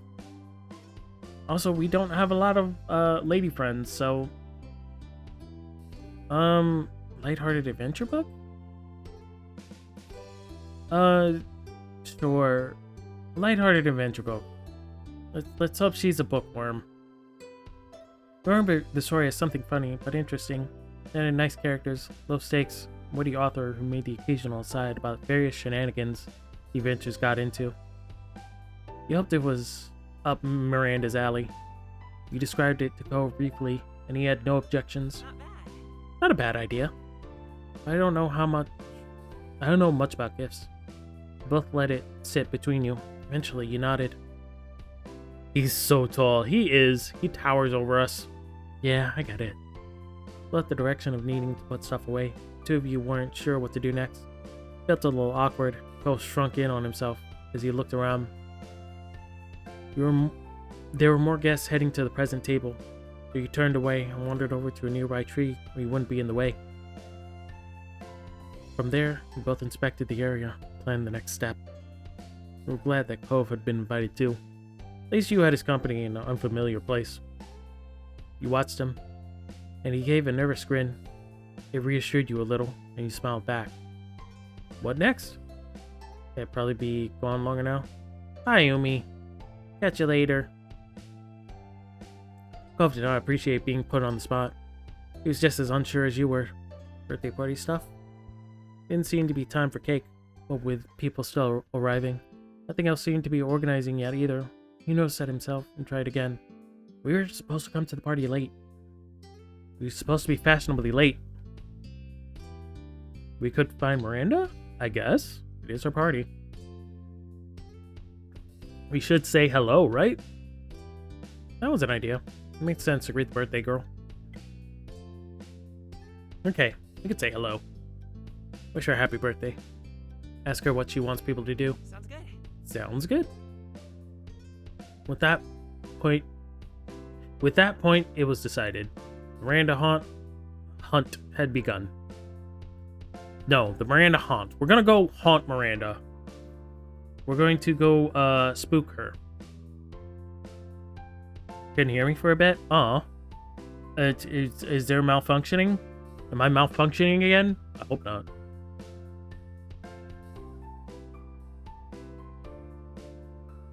You wandered around. Anytime you saw someone with Miranda's hair color, you got a little closer. Well, more than once it turned out to not actually be her. Hey, look! Finally, pointed over to the real Miranda. Smiled slightly when you both approached, but ducked her head. She's shy. Seemed a little overwhelmed with being the center of attention today. Okay, she's kind of adorable. She's kind of absolutely adorable. Look at her. Aw. Hi, Cove. Hi, 22. Happy birthday. Happy birthday. Thanks. Thanks. I'm really glad you could come. I'm glad you could come. You all stood awkwardly. Miranda did seem genuinely happy, but there was still a distance between you. So, are people just supposed to stand around? Oh, well, you can talk to people if you want. There are games that are gonna start soon. Well, thank you for doing my job for me. And the bounce house should open later if you feel like jumping. Then after that, it's cake and present time. We'll have ice cream too. Nice. After that is when people will start going home. I hope that's okay with you guys. Cove nodded. He seemed a little more confident about the situation now. Thanks for letting us know. Yep, appreciate it. Now we know when we can leave. He grinned at her, and she nodded back. Miranda waited there, and he became hyper-aware of the silence forming. He heard a shout for Randy, and Miranda brightened up. Total 180 with how stiff she had been with you. Aw. I've gotta go. Yep, she's just talking for me, so that works. Birthday girl ran off to her friend, leaving you and Cove with at least a little more idea of what to expect. Both glanced at each other wordlessly. All that was left now was finding something to fill time until activities began. Tried to check people around. Just stood around where you were? No, we won't. Why is that doing that? I don't know. It said it wants to give me a break. I don't know. It's trying to give my voice a break. I guess we'll chat with people? Why not? We won't be bumps on a log. Both kept at your side as you socialized. There was a lot of introductions and small talk, but you weren't surprised. Ran into some classmates and ended up talking about a rumor that there would be a new art teacher in the fall. Ooh, new art teacher. Scandalous. Cove didn't buy the wildest of rumors about her, that she was an international art thief who was hiding out from the law. He wondered how a story like that even got started. Yeah, that's a very fantastical rumor. One of your classmates laughed and said she'd heard it from someone who'd been in summer school and happened to see a truck with some paintings wrapped in the back. She didn't understand the stretch either. Suddenly, a loud voice boomed over the crowd. The constant buzz of conversation dropped as one of the adults, maybe Miranda's dad, asked the kids to gather around because it was a game time. Wonder what's gonna happen. He shrugged, scanned the area to make a guess, made a joke about something that wasn't going to happen. Sure, we'll go with that. We're gonna play high-stakes poker. It's obvious. Yes, this was actually an excuse to play poker. We're all betting. I hope you brought money. Obvious, huh? Look at this crowd. Most of the guests were teenagers around your age. There were also quite a few adults, and some younger kids. Cove nodded stagingly at the group of little kids. Yeah, these are high rollers. I agree. You've seen Boss Baby. The art teacher is me. Lynn, you're the new art teacher? Wait, you're moving to California? You moved to California to be an art teacher? That's dope. You don't announce that the children under 10 had the first turn on Bounce House. For everyone else, it was time to play Pin the Tail on Donkey. Woo, fun. Have I ever played that game? I don't know if I've ever played Pin the Tail on the Donkey. Huh. Cove raised his eyebrows. He was surprised for sure. You were excited. Thought it was kind of silly. You were a little weirded out. You were fine with the game. I'm fine. It's fine. You know what? I've never played it before. I'm excited. Pin the Tail on Donkey sounded like fun. Maybe you could even win. You casually stepped up to join the line. Aw, you're leaving? You're packing up now? You're packing up right now to go to Cali? Alright. See ya. Bye, Lynn. Have fun at your new job. Casually stepped up to join the line. The donkey in question was a cartoony poster with big eyes that looked more like ping pong balls, positioned a few feet above the ground on the tree trunk. The teen who arrived first was blindfolded and then spun around. He was nudged to his side and away from the other kids so he wouldn't stick someone with the tail instead. Well, that's less fun. I feel like that's not how you play. Everyone needs to stand real close and pray they don't get stuck. Unfortunately for him, he placed a tail on the donkey's head, like some kind of bizarre earring. Wouldn't be winning that far from the target. Aw. Next opponent did far better by landing on the donkey's back. Spectators clapped politely, and the line moved up. Play at our next birthday party. Let's do it! More teens tried their hands at it. Some got closer than others, but no one had gotten it perfect yet. Soon, it was Cove's turn. He was blindfolded and spun just like the others. At this point, it was a close match, and everyone was watching with bated breath. Cove approached the donkey and stuck the tail on without any hesitation. Cove stood back and removed his blindfold, cheering when we saw how close he was. Turned his head over his shoulder and grinned at you. Good job. Your turn. You shook your head and stepped out of line. Took your turn. Of course I'm gonna take my turn. Cove did it, I'm doing it. The blindfold on the bright park became utterly dark as you were spun around. Sounds around you seemed to get louder. At least you could tell the direction of the bounce house from the shrieks of the younger children. Stop spinning, step forward, tail in hand. It was time to give it a stab. Huh, I see what you did there. Place it directly in front of you. Placed it up? Sure, we're gonna place it up. We'll place it up. We're not that tall. Press the tail into a target and step back. Took your blindfold off and checked your results. There's a few oohs from the crowd and some irregular clapping. As soon as you could see clearly again, you realized you missed the mark by a lot. That's funny. Everyone's like, ooh, good job, nice one. Not even close. Caught a glimpse of Cove as you handed back the blindfold. He was pleased, without feeling good that his tail was closer. A few more kids took their turn. One girl managed to somehow pin the tail on the opposite side of the tree. Oh, I wish I could have saw that. That sounds funny. You're pretty sure it had to be on purpose. With the line empty, the game was finally over. The adult running things started to inspect the donkey. At this point, the sign was more tails than donkey. In the end, Cove was announced the winner with lots of smiles and applause. He grinned and seemed pretty proud of himself. He was handed a fistful of candy from the man in charge. Cove needed both of his hands to accept it all. Damn. Nice! Nice haul. Accepted with a nod and backed off. Tucked the candy into his pockets. Filled more than one. You congratulated Cove. Yeah, I'm very impressed. Good job. That was cool, Cove. Really? Really? Thanks. Good job.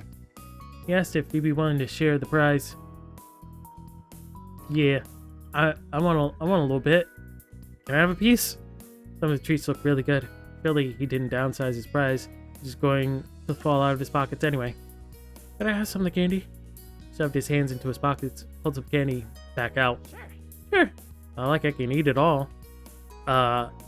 Challenge, sir. I challenge you. Smiled and chose a few of your favorites. Made sure to leave Code the candies you knew he liked the best. An older teen walked up, tall enough to tower over you and Cove. You felt a little intimidated by his stern-faced teenager until she started to speak. Voice was low, but friendlier than her tough frown would suggest. Hi, I'm handing out party favors. Do you want one? Showed you party hats. He insisted they were the keys to a true partying mood.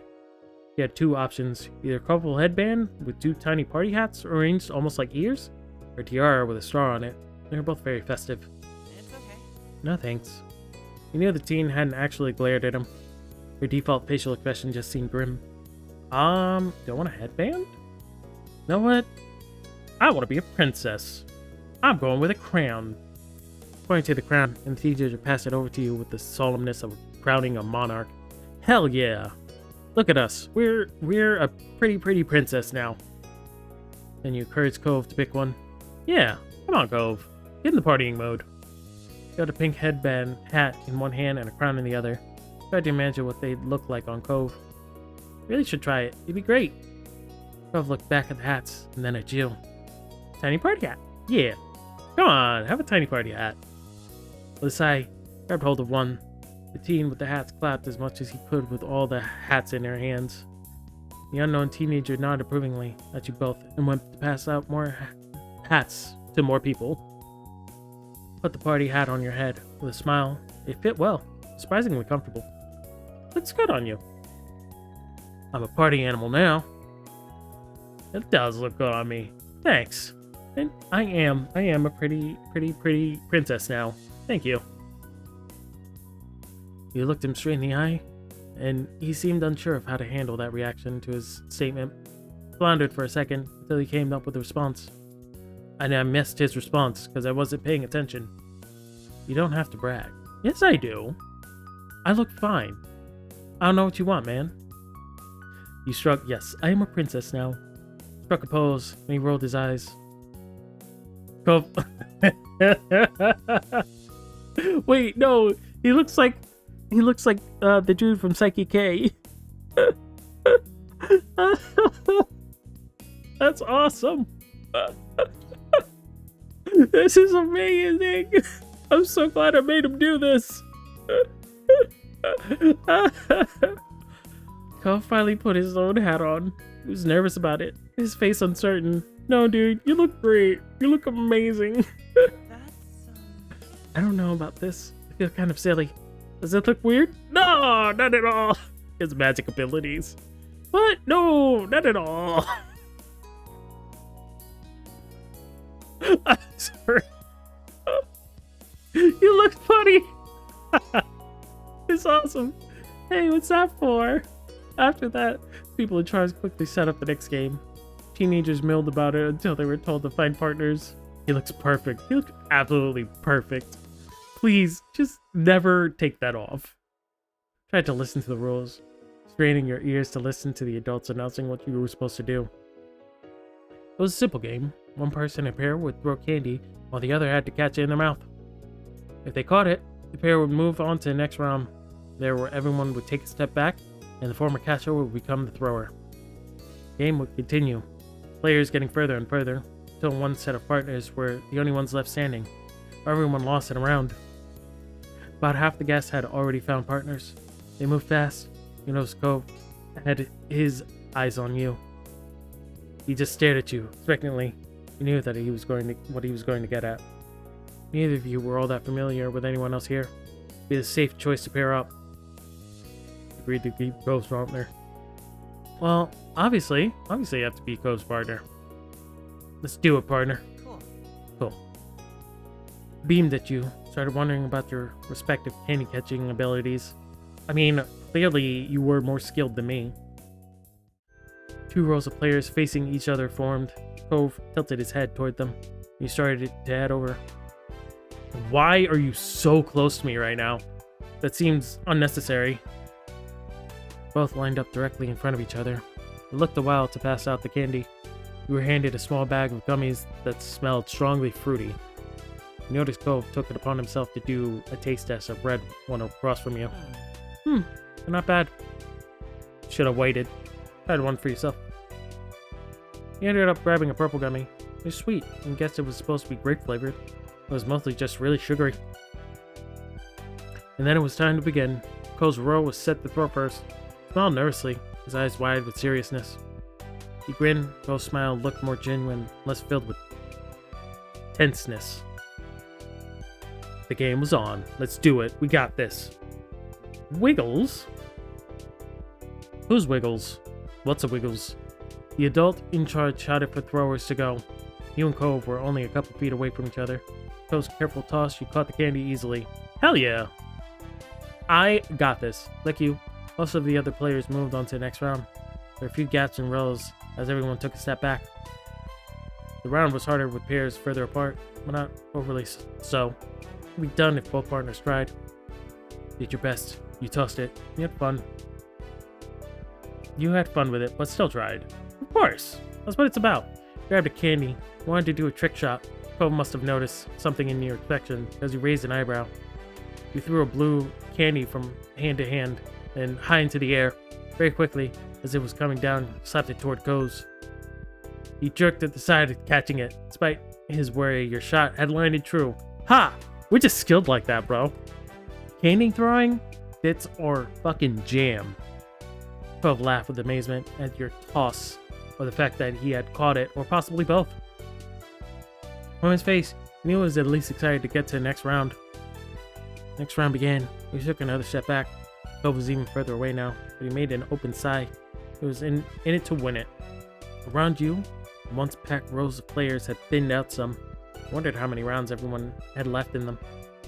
Cove swung his arms, made eye contact with you. You nodded, and the green candy flew toward you. Tried your best to catch it. Yes, I'm trying my best. We got this. Follow the arc of candy and open your mouth wide. It had a slight spin on it. You tilted your head to left to compensate. Bit down on the candy, grinning with your victorious catch. Tasted sweet, vaguely like a Slurpee. Yeah! Number 22. Cove was thrilled. He was entirely invested in the game at this point. Sweet! Cove never gets invested in anything. You and Cove were still in the game.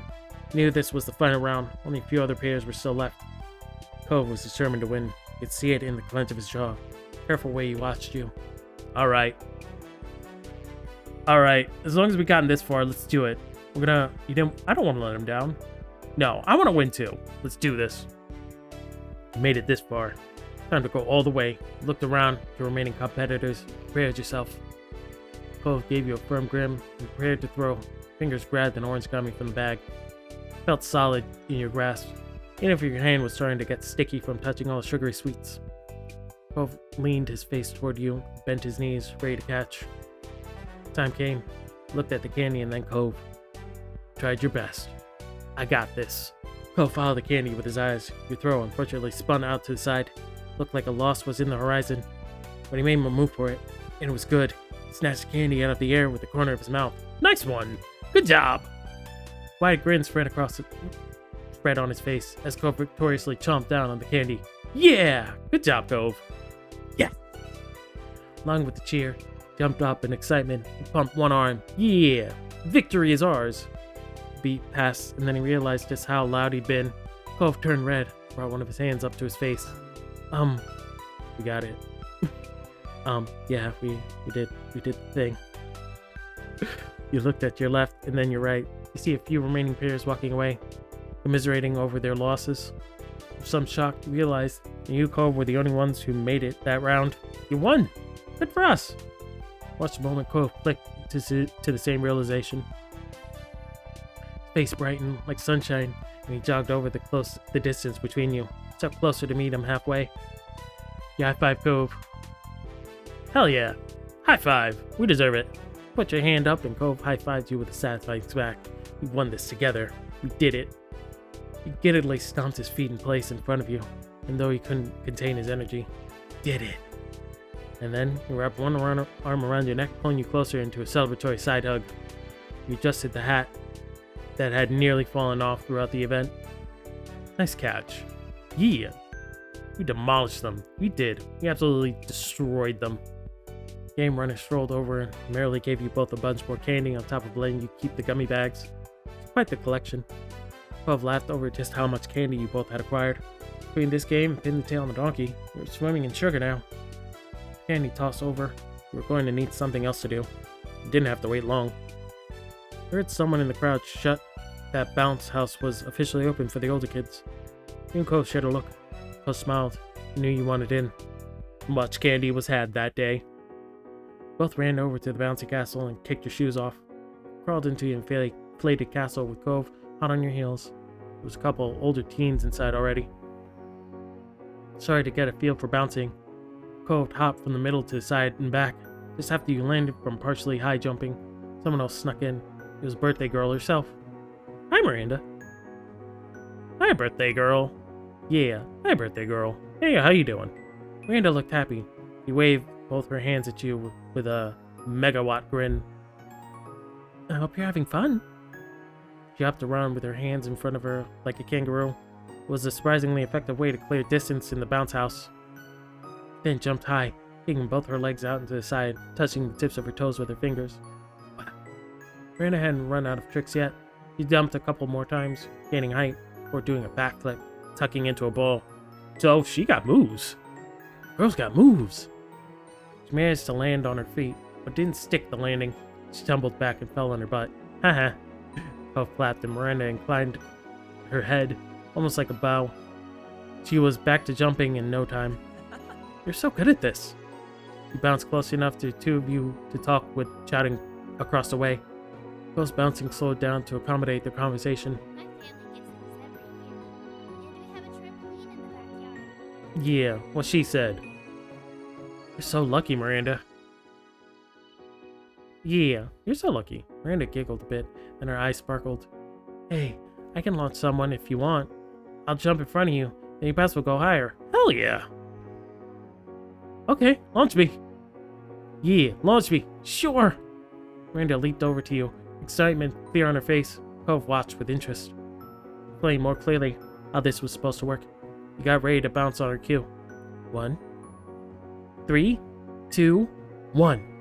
The moment she came down, you jumped high. Force of her just said, just as she had said, helped launch you up. The air rushed past your face, then you were coming back down. Feet hit the bounce house hard enough to help launch Miranda up a little as well. Giggled some more, and the two of you took turns bouncing each other up. Both clapped or offered suggestions, but it was becoming clear that he wanted a turn too. Miranda invited him to join, tried to synchronize your bounces to launch Cove up super high. First time resulted into everyone crashing down in a pile of laughs. Aw, that's awesome. By the fifth attempt, Cove managed to get some serious airtime. Woo! Nice. You all had fun bouncing around. You twirled. Miranda did stunts. Cove futilely tried to touch the highest tip on the castle ceiling. You and Cove chatted to Miranda more than you ever had at school. Truly was the queen of this bouncy castle. Whenever someone did something cool, everyone would cheer. Fell, the others would help you up. That sounds like a fun time. That was awesome. Eventually, more people wanted to take turns in the bounce house, so you and Cove left. As I banged the thing, as you slipped on your shoes, you saw Miranda get drawn to the conversation with a group of adults. She'd be talking to them for a while. You and Cove decided to take a break and hydrate. You went to the party table and grabbed some ice water. Cove handed you a party noisemaker he picked up from the same table. He blew on it. He blew on his and made it a funny sound when it unrolled. Cove downed his drink in a couple gulps. He had gotten pretty into bouncing after all.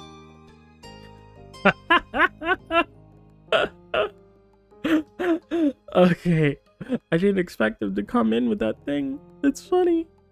He looks funny. He looks so funny. You were still sipping on your water when Cove blew on his noisemaker again. Then again, and again. Good for you. I'm glad you're having fun. It was almost a tune. You don't recognize any particular melody, but a noisemaker also isn't an instrument. I argue that point. You always cut through the hum of the other party guests, loud and noticeable. You asked Cove to stop. Started blowing on your own noisemaker. Yeah, I'll do my own too. Put your noisemaker up to your lips and started making your own noise. Cove turned to face you, blew the paper of his noisemaker at you. It was a hair's breadth away from touching you. Oh great, you people again. Oh god, Weevil's here? What's Weevil doing here? Someone vaguely familiar shouted, and you snapped your head to the side. Cove's noisemaker dropped from his mouth. The speaker stepped up, and there was no doubt it was Weevil. That mean boy you met at the start of summer. You groaned and sent in at the sight of him. Oh hey, bowl cut kid. Felt very uncomfortable, didn't know what to do. Instantly got angry at his presence, tried to ignore Weevil being there. I don't know if I want to try being polite, but I also don't want to be mean. I don't want to be mean to the kid. I don't know what to do. I don't know what to do, man. Shrunk in on yourself and looked away again. Why are you here? Cove's tone was defensive. Watched Weevil's face turn slack as if Cove's question was the idiocy above all the idiocies. Didn't I already explain this?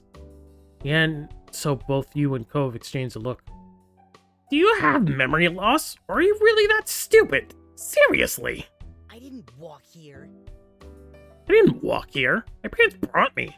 Apparently, I could just stay inside like I wanted. His hair is so silly. I agree. Literal bowl cut. No. I insisted that I got out and enjoy the day instead of being inside with my bug cards and have fun on vacation, blah, blah, blah. Instead, enjoy the day and have fun on vacation. Like some people would say, scrub the entire bathroom or listen to an off-key singer for 10 hours. Little mushroom head. Yes. Look at you, little mushroom head. They found a park because I hate the beach. Too bad I also hate parks. Ugh. So dirty here. They don't know anything. Oh, And then they saw this stupid party and decided to bother some adults by asking what was going on. I think maybe we could be included. It's moronic.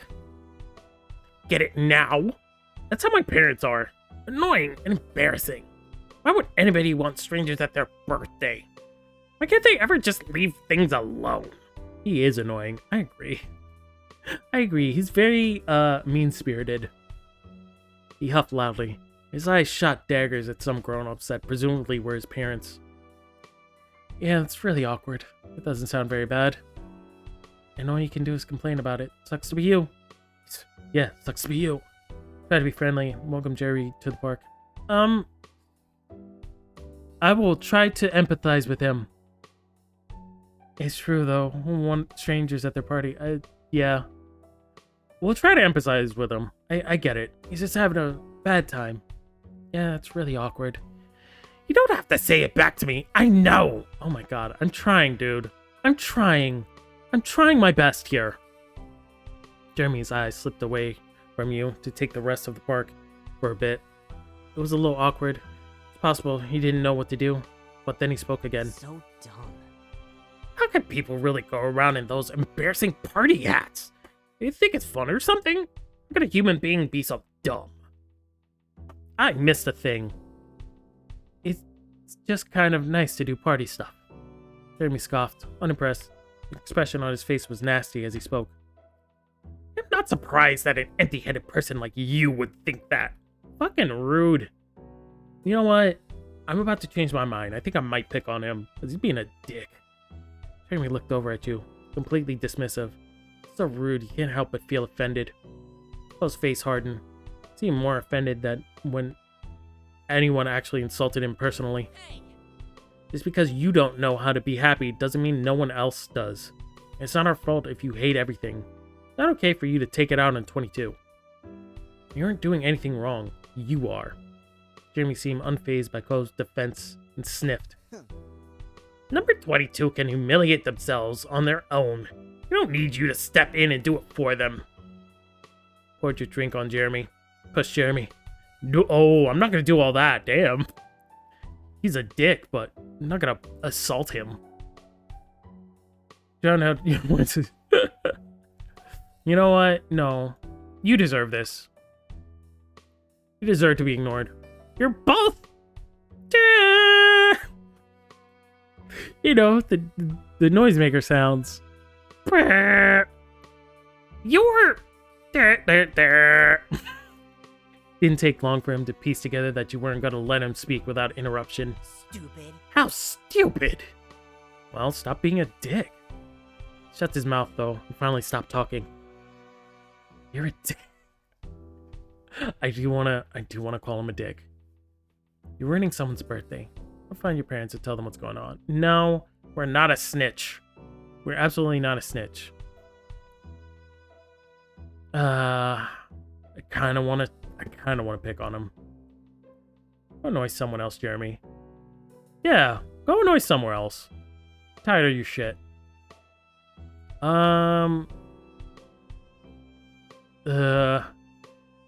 know what? No, you're a dick. Jeremy, you're a dick. Screw you. People were starting to watch what was going down. Your argument wasn't exactly quiet at this point. Why don't you just leave us alone? We're so awful. Jeremy glared even more and huffed. Dumbasses. Talking to you is pointless, dumbasses. Yeah, that's right. Walk away, dick. Stalked off like the last time you saw him, muttering under his breath. Blew your noisemaker after him with a final long dude. Cove sighed in relief after Jeremy was gone. He relaxed, but only for a moment. He noticed just how much attention you'd drawn from other guests. Luckily, it hadn't gone long enough to get a real crowd. A concerned adult in the blue button-up shirt approached you and asked who that was and if everyone was alright. It's okay. I'm fine. Cove looked at you cautiously, asking just as much as the adult if you were okay. Everything's fine now. You don't have to worry about us.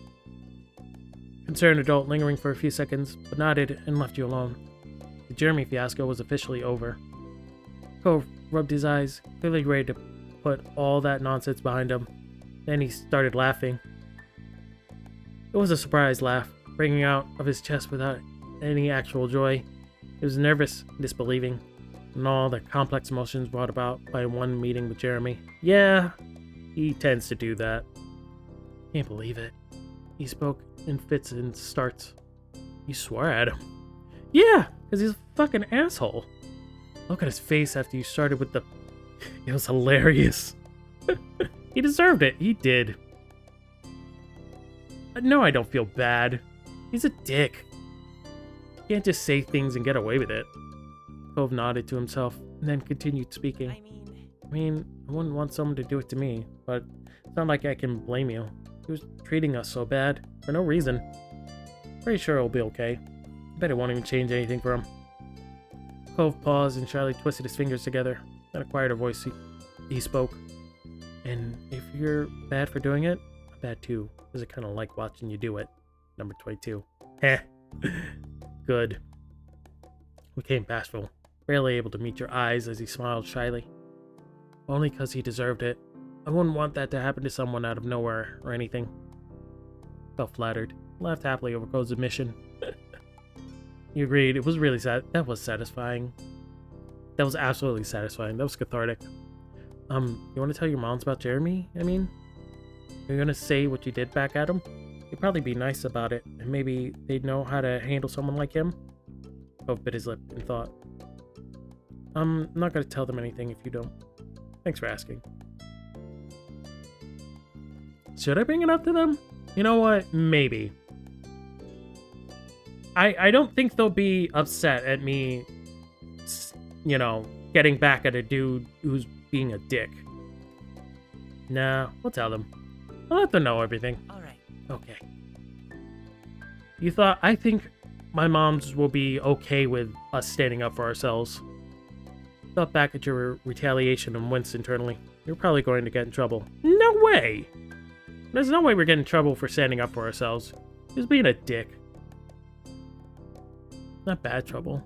Not as long as your moms knew you'd been picked on first, but some trouble. You apologized to Cove for making him wear the party hat. You decided to drop the topic. Yeah, we're just gonna forget it. You look cute with the party hat on. It's fun. It's a fun time.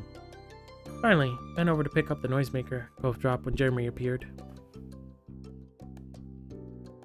It might be too dirty to use now, but you didn't want to leave it there. He accepted it softly when you offered a little favor back to him. Thanks, 22. I like how we can be there for each other. Makes me feel better about the kind of stuff when it happens. Yeah. Have fun, children. Cove suggested that you should find a seat in one of the tables. It was almost cake time, and he wanted to be prepared. It was a good reminder the party wasn't over yet. There's a free table there. Get ready for some cake. You and Cove tried to settle down after your last event. Took seats across from one another on one of the park tables.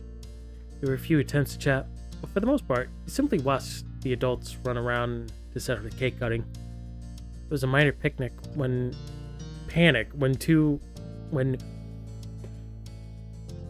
Gosh, I know words. There was a minor panic when who you assumed was Miranda's dad apparently forgot the lighter for the candles. He and another man went through and started asking the other adults for matches or lighters. They weren't having any luck until the grim-faced teenager who had been passing out party hats pulled a green lighter out of the ice cream cooler. Why the lighter was put in the cooler remained a mystery, but party hat girls finding it, it was time to get things going again. Miranda sat at the head of the longest table. A large chocolate cake was set in front of her. She lit all 14 candles with the cooler lighter with a big smile. Aw. The adults started singing Happy Birthday, and the rest of the guests joined in. At the end of the song, Miranda blew out the candles with a dedicated huff. Closed her eyes. You saw her silently mouth something. Maybe it was a birthday wish. Miranda cut her own slice. Then one of the grown-ups took over cutting the cake. Another adult passed around plates of cake slices with a scoop of vanilla ice cream to the guests. Eventually, the cake got around to you and Cove. Cove was pleased with this treat in general. The cake looked rich and moist. It smelled quite chocolatey. Cake. I actually don't care for chocolate cake that much, especially because it usually comes with chocolate frosting, and that's just like too much chocolate. You only wanted to eat the ice cream? You only wanted the cake? You want both the cake and ice cream? We already had a lot of candy. I'll have a little cake. It's a birthday party. You have to have a little cake.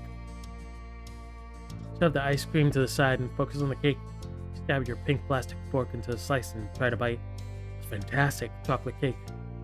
It had a rich chocolate filling and was most moist inside. Hey, I'll take what you don't want. Cove eyed you, hopefully, and you could hear his legs swinging against the table, cloth hanging over the side of the table. Slid your plate over. Shook your head and kept your plate. Sure. Cove transferred what you didn't want to his plate, and then handed yours back. Yay, cake! Thanks! He beamed, and he felt a little better that your unwanted dessert would still be enjoyed. Cove then took his fork and started messing up some of his cake. When the cake resembled a pile of crumbly chunks, he started mixing it into the ice cream. Cove, you're a genius! Melted parts of the ice cream made a kind of chocolate cake soup. Raise your eyebrow. Told him you do the same thing. Oh, look gross. Never done that, but I want to now. How does it taste? Really good. But it's better with brownies. He grinned and took a bite of his own mix. Cove contentedly chowed down on his Cove contentedly chowed down on his concoction. Why? Why did you make that sentence so hard? One advantage of his mix is that the ice cream seemed to catch most of the crumbs that would usually fall from eating a cake. Unlike some of the kids around him, Cove's shirt remained clean. Started eating your dessert in earnest. You enjoyed yourself plenty. Cove suddenly put his fork down on his plate and stared up at the sky with a faraway expression. Checked, but didn't see anything attention-grabbing. This ice cream is better than those ones in cups, you know? With the little wooden spoons. But I still kind of want that instead. You remember what kind he was talking about? Oh yeah, like the ones handed out at the barbecue before the fireworks happened. Right. Cove smiled nostalgically at the thought. You could picture a younger Cove for a moment with the same look in his eyes. You held up your fork and offered a bite of your dessert to him. Smiled about the memory to yourself. Aw. Miranda then started to open her gifts. She systematically attacked the mountain of presents like a pro. Checked for any cards, read them loudly before opening a gift. She smiled at every present, including the ones you and Cove got her. You were glad the presents were acceptable. It took time, but eventually Miranda got through all the gifts. She was very sweet and polite throughout it all. The party went until the sun began to set. By that point, most of everything had settled down and people had begun to leave. Many of the guests whose parents had stayed for the party were already gone, except for Miranda's family. Only a few kids still waiting for their parents to come to get them remained, you and Cove included. Miranda's family were cleaning up, and as guests, neither you nor Cove were supposed to help with that. Instead, I'm helping anyway. What are you going to do about it? Said, you both had decided to take it easy on the bouncy castle. Somewhere out of the way where you could casually wait for your ride. Miranda had also elected to hang out with you. We weren't even bouncing anymore. Help? We need help. Cove laid on his... yes, we need to help. How can we... We're terrible guests. We're terrible guests. We should be helping. That's what happens when you're here late. Cove laid on his side with his back to the wall. Miranda sat across from him, with her legs stretched out. You also made yourself comfortable. It was nice and warm in the little building. It also felt like you had some privacy, which was nice. You could all speak openly here. Thanks for coming. He looked down, but continued shyly. It's been really cool to get hanging out with you a little bit. Thanks for letting me come. I didn't think I'd be invited. Thanks for me too, Miranda. Yeah, I wasn't expecting it either. Yeah, I'm happy I could come. Miranda just smiled a little more. Aw. So, did you notice anything happening earlier with some people you don't know showing up? You had to think about this question a little.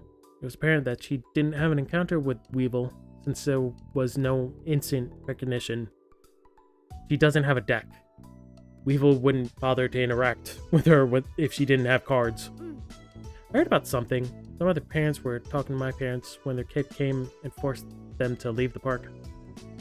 Tilted her head to the side, finding it weird, but also not important. And everyone had cake and ice cream. Cole smiled uncomfortably. That's good. clearly worried that the Jeremy confrontation would have gotten to her. Luckily, it didn't seem that anyone had overheard or passed along Jeremy's cruel words. Cove rolled over in his back, sighed contentedly. Miranda seemed confused, but wasn't going to push. Got up and started bouncing again. Lay back and close your eyes to rest. Yeah, let's change the subject. What are you going to do with all those gifts? Yeah, a bit amount of stuff, Miranda laughed. I don't know. I'm gonna have to find a way to get them all in my room. Yeah, good luck with that. Cove gave a bent smile and made a suggestion. You can carry some of it in the backpack you got. And I missed something. She giggled, clapped her hands with delight. That's true. They all continued chatting in laid-back manner until it was time to go home. At the end of the day, I thought it had been quite the party. Oh yeah, that was... Eat the gifts! Should have suggested that. Eat the gifts. Alright. That's all we have time for today. My throat is dying. The latter half of that party, I was like, no, I need to get through this. I need to survive. But we made it through. Made it to the other end. Thanks for sticking around. I appreciate you guys. And I will see you next time. Oh, wait. Before I do anything, let me save. Let me save before something happens. Yes, talk to you later, Lynn. Goodbye, guys.